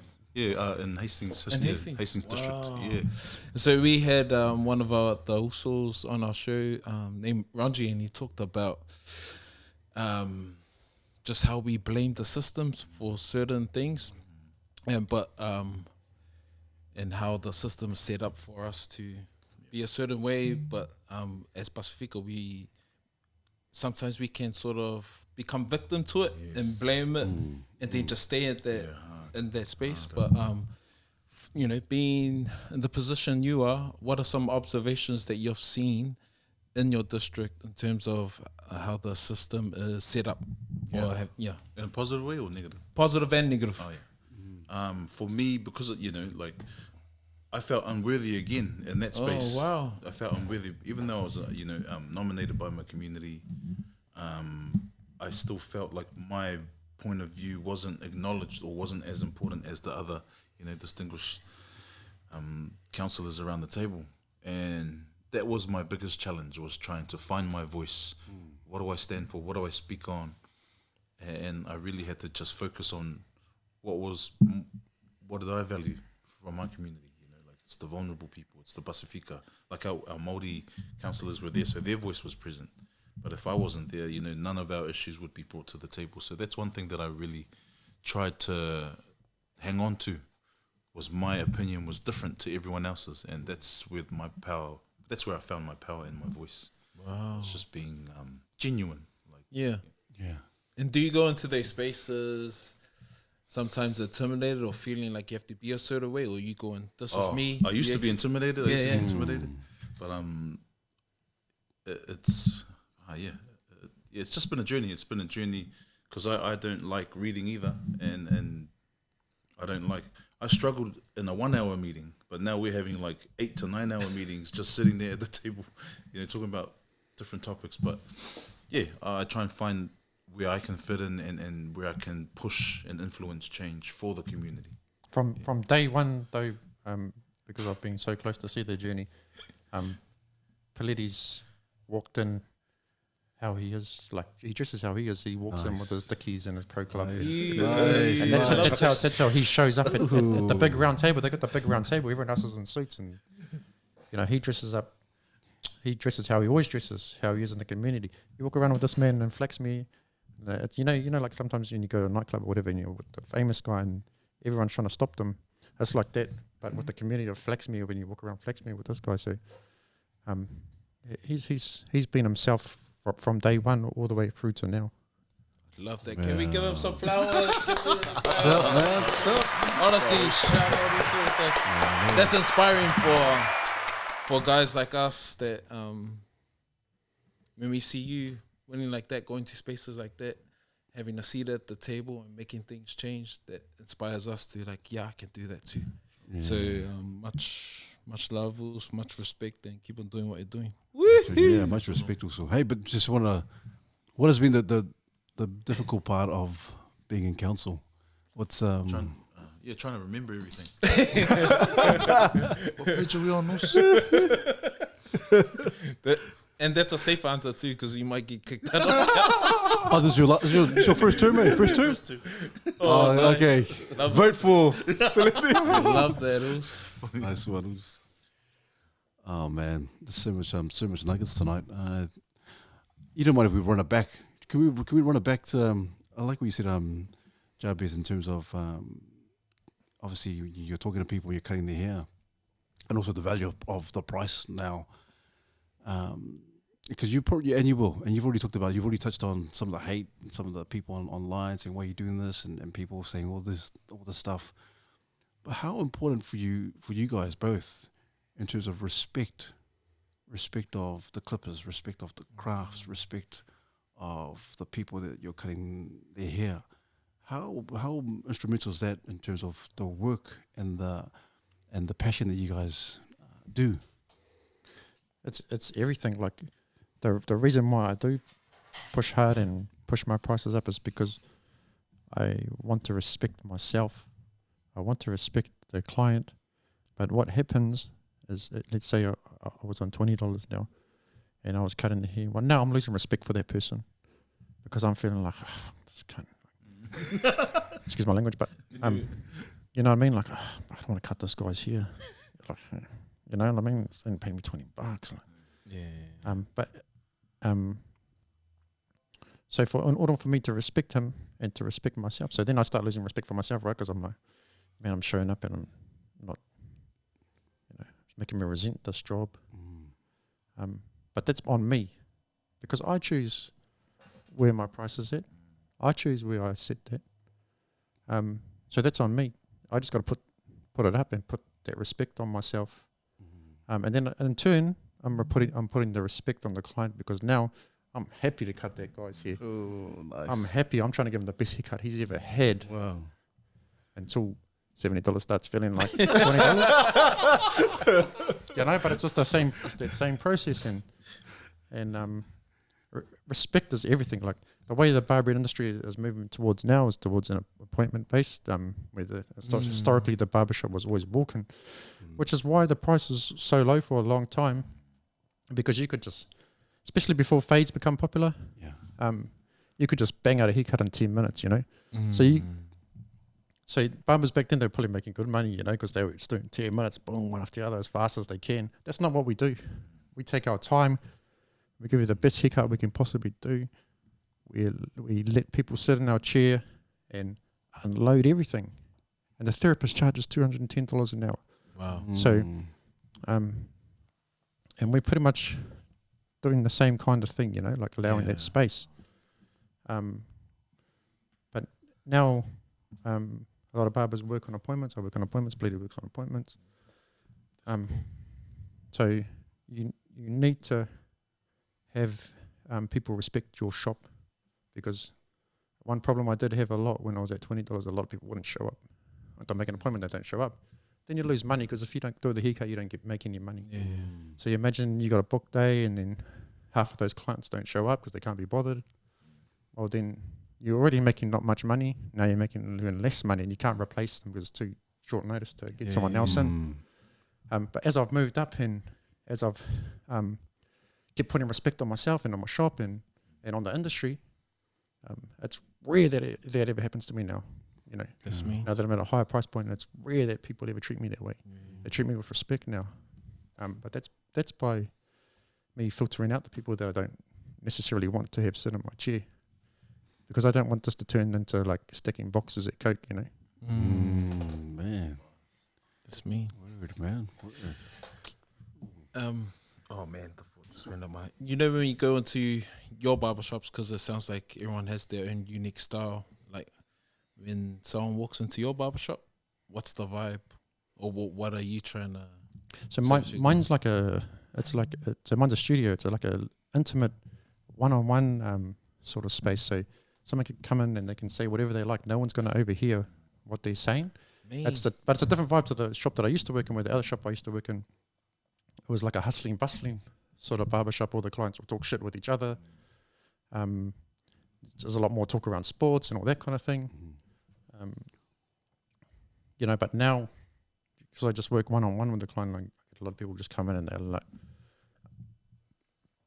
unload their things, unload their stuff. There's like pros and cons to each different style. Like when I was in a barbershop surrounded by other barbers, now my ego's involved.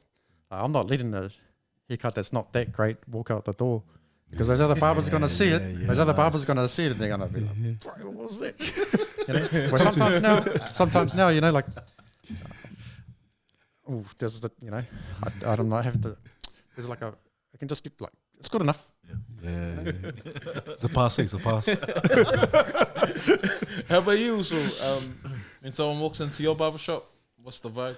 For me, because I'm urban, I love hip hop. I love the culture of rap and all of that stuff. So yeah, just like Jabez was saying about the other barbershop, like sports talk, especially because I had my two.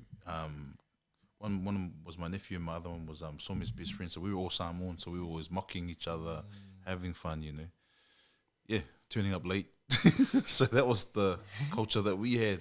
But as soon as I moved away from the hood, not saying that I changed, I just kind of like focused more on the client's time and paying them respect, that I need to like turn up on time. I need to wash my hands if I finish having a smoke or something, like smell nice. And that I started to kind of grow more in terms of servicing the client versus just, making a hangout. I like the booking appointment system, because it kills that awkwardness. Like, how you walk into the shop sometimes, and if the barber knows you, he's like, "Oh," and then you're like walking past everyone, or you'll be sitting there for ages, and someone walks in, they go before you, and you're like, Yeah, you don't want to go. You don't want to go to the new barber either. That's the worst. Or they one. look at you. They look at you. And go, That's the worst one, man. I feel sorry for those barbers. Those new ones that come in. He's like, Peleti's not here. Oh, yeah, I'll wait. Got to get used to rejection in our industry. Like, Yeah. just got to get used to it's going to happen, especially when no one knows you. So you got to earn it. You got to earn your way. Oh, man. Yeah. You know, another thing when you come talk about experiences, being able to charge more money, it's about the experience. It's not so much about the product. So what does that look like when that person walks into your shop? How are they greeted? What does it look like when you're servicing them? What are you doing for them? How are you making them feel? It's about selling the feeling. Like you want to build their confidence throughout the haircut, and then another thing that I like to do is provide a hot towel at the end of every single service, because I know when they leave my shop, they get, like, because when you hit the hot towel hit your head, it's just like, there's no better feeling, because I'm focusing on the feeling and the experience. I'm not focusing on the product. Yeah, I can cut hair really good, but a lot of barbers get caught up focusing on that, on the cutting the hair. But I like to focus on the experience, and that's the whole experience from when the client customer experience starts, when they go to book the appointment. Is it easy, and then it's easy for them to find my shop. Is it, and then they come in the shop and they get the 5-star experience. It's not it's not they walk in and I don't greet them, and they feel unwelcome. One thing I'd say to people that want to start valuing themselves and charge more money, you need to go to places where they provide that kind of experience, because you'll see the difference. If you go to McDonald's compared to going to, like, McDonald's, the business relies on volume, which is like a $20 barber who doesn't walk into, like, smash it through as many as he can, right? Well, if you go to like a fine dining restaurant, the experience is going to be totally different. You're going to pay a lot more money. But as a barber, that's the reason why I like the second model, is because it's not going to be so taxing on my body. And you can't cut hair forever. Yeah. What's a pet peeve? Like, one of my barbers, I remember he used to hate when someone would come and they'd go, "Oh, what do you want?" And he goes, "Oh, that's a good one. You know? Like most, the one that when they pop their head in and they're like, "Do you know how to feed?" I said that all the time. Oh, man. And then you get a fade, is the face like this? How does it make you feel when after you fade someone and then they go, "Oh, thanks," and they walk out and they put their hat back on?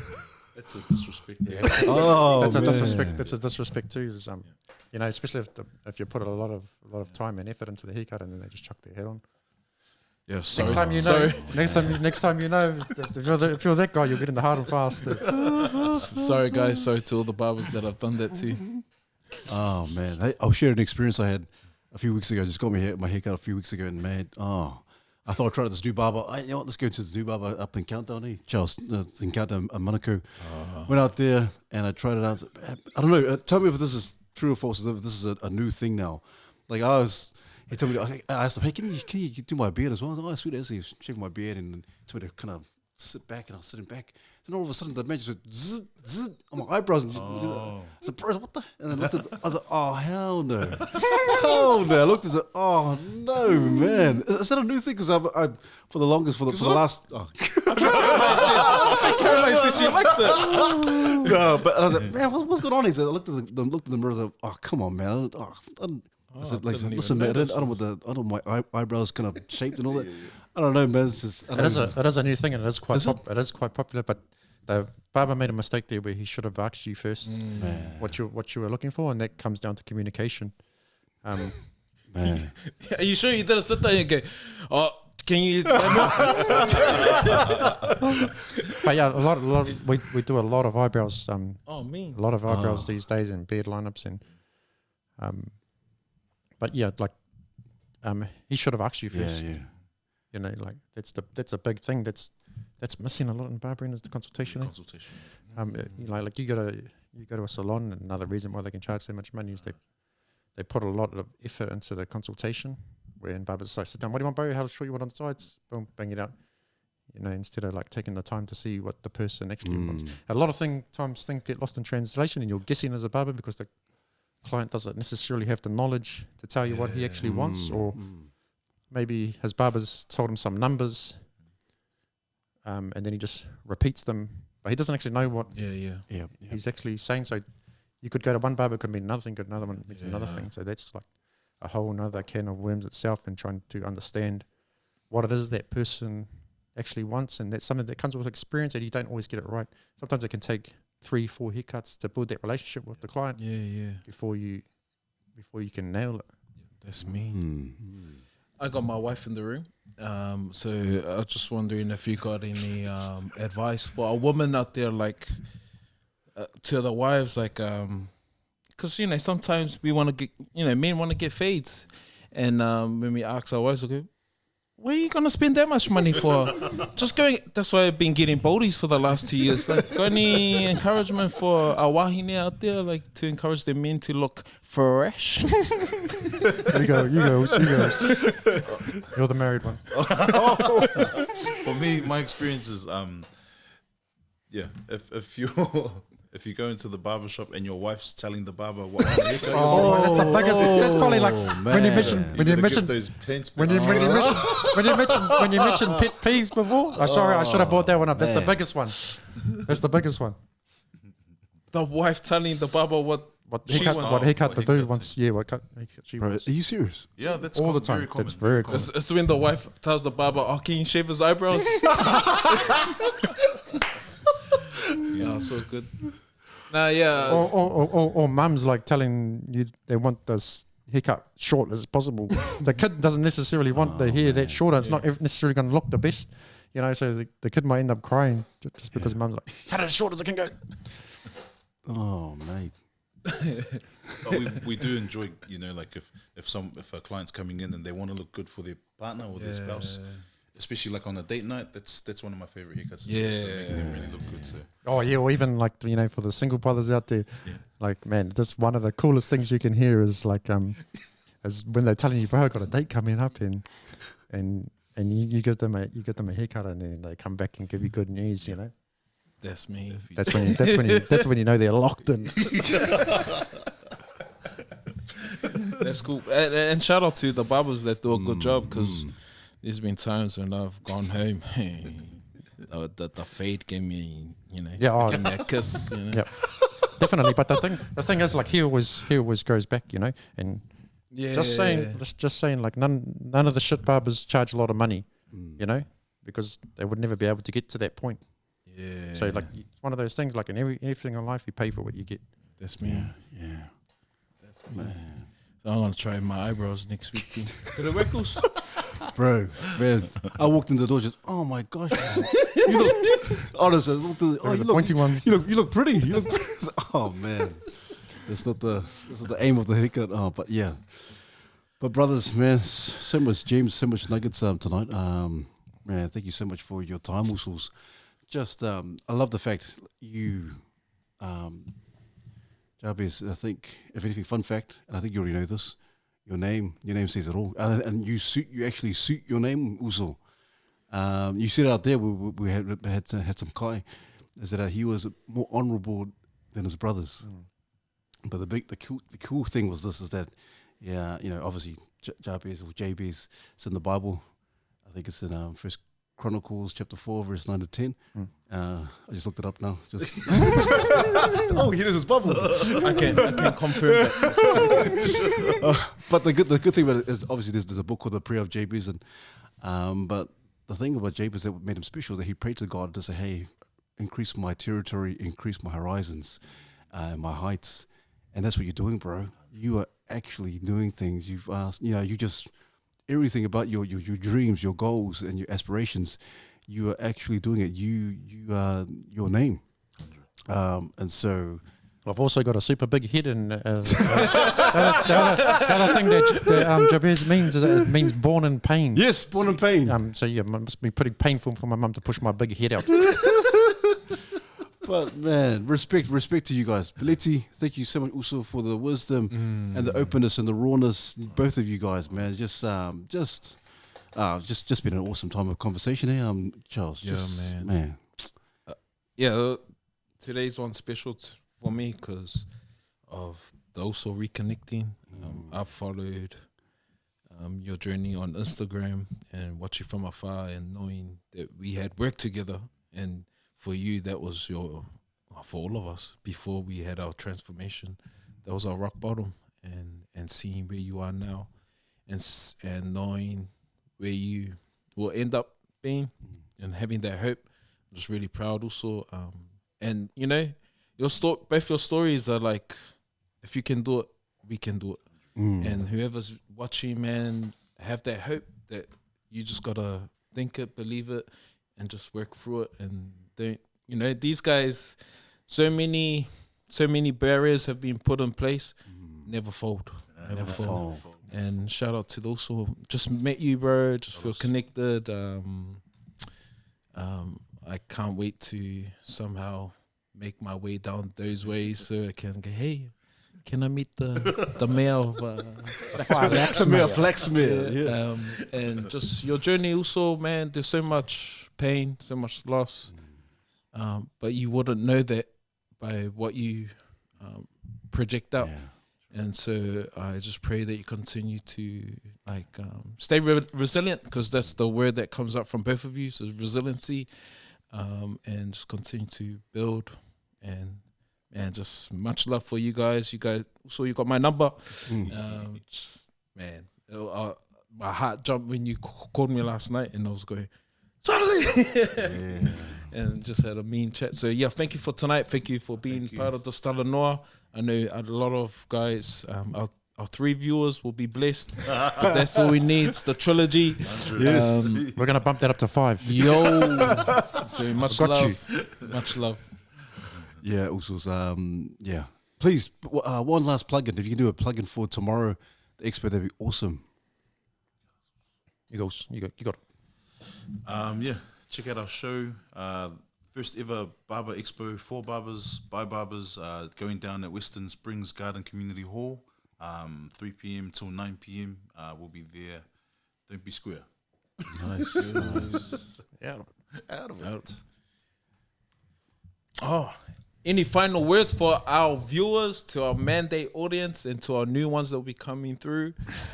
What are some final words? You know, first of all, I just want to say thank you, Pete and Charles, for having us here tonight and allowing us this platform to share our journeys. This is the first time we got to share our journey in this format together, and it's been an exciting journey, and I love you too also.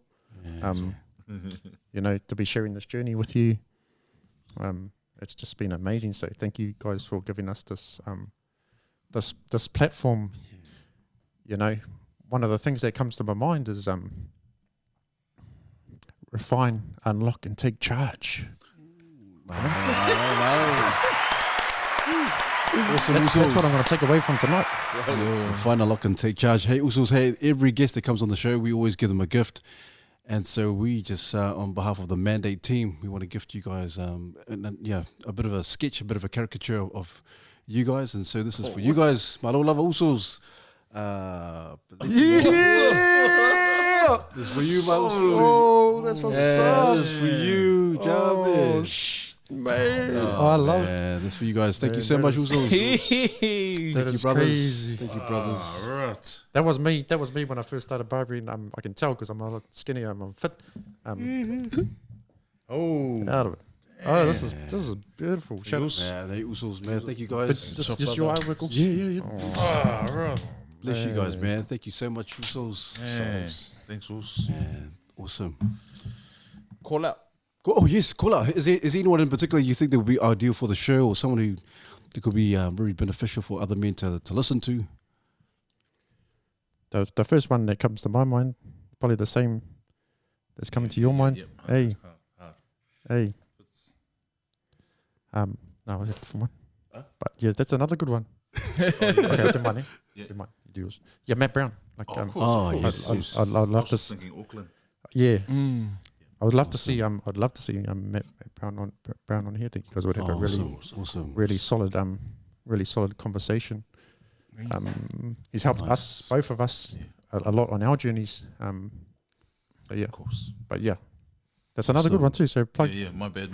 I thought it was just Auckland. Yeah. Oh, no, anyone. We're switching it 100. Plug in the other also too, because that's another. Yeah, another also we yeah, we've been walking alongside. Fitz from 275. Oh, Doing a lot of yes, good yes. stuff Yo. in Mangere. Yeah. Oh, sorry, I said Mangere before, but Mangere. Shout out because, to yeah. 275. Yeah, Cool. He's good. He's the man. Mean. We actually put him on the spot and made him our MC for the night. Yeah. Solid. You know, because we believe that when we look at him, we see the power and the strength and the mana. So it's cool for us that I put him on the. There you go. Go be our MC. Yeah, 100. You know. Nice, awesome, brothers. Yeah, hey, brothers, just one more thing. If you just look at the camera, just hey, call them out. Just call them out. Call them out. And say, hey, brothers. Get over here. Get in here. Shot, brothers. Awesome, No, brothers. Matt, I know you're the big time now, but you know you come back and showed us love in the barbering scene because he's a busy man now. Yeah, like, he's a busy and man. Yeah. he's all over the show. Like he's all over the show now. So like for even us to have him still on our show, Mean. and like we're paying him nowhere near as much money as he's making, you know, and other. He's working in that corporate space now, you know. So Yeah. Good on him. but for him to come back and show us love, that's just an honour. Awesome. Thanks, Okay, guys. Awesome, brothers. Mateo. Shot, brothers. Mandate.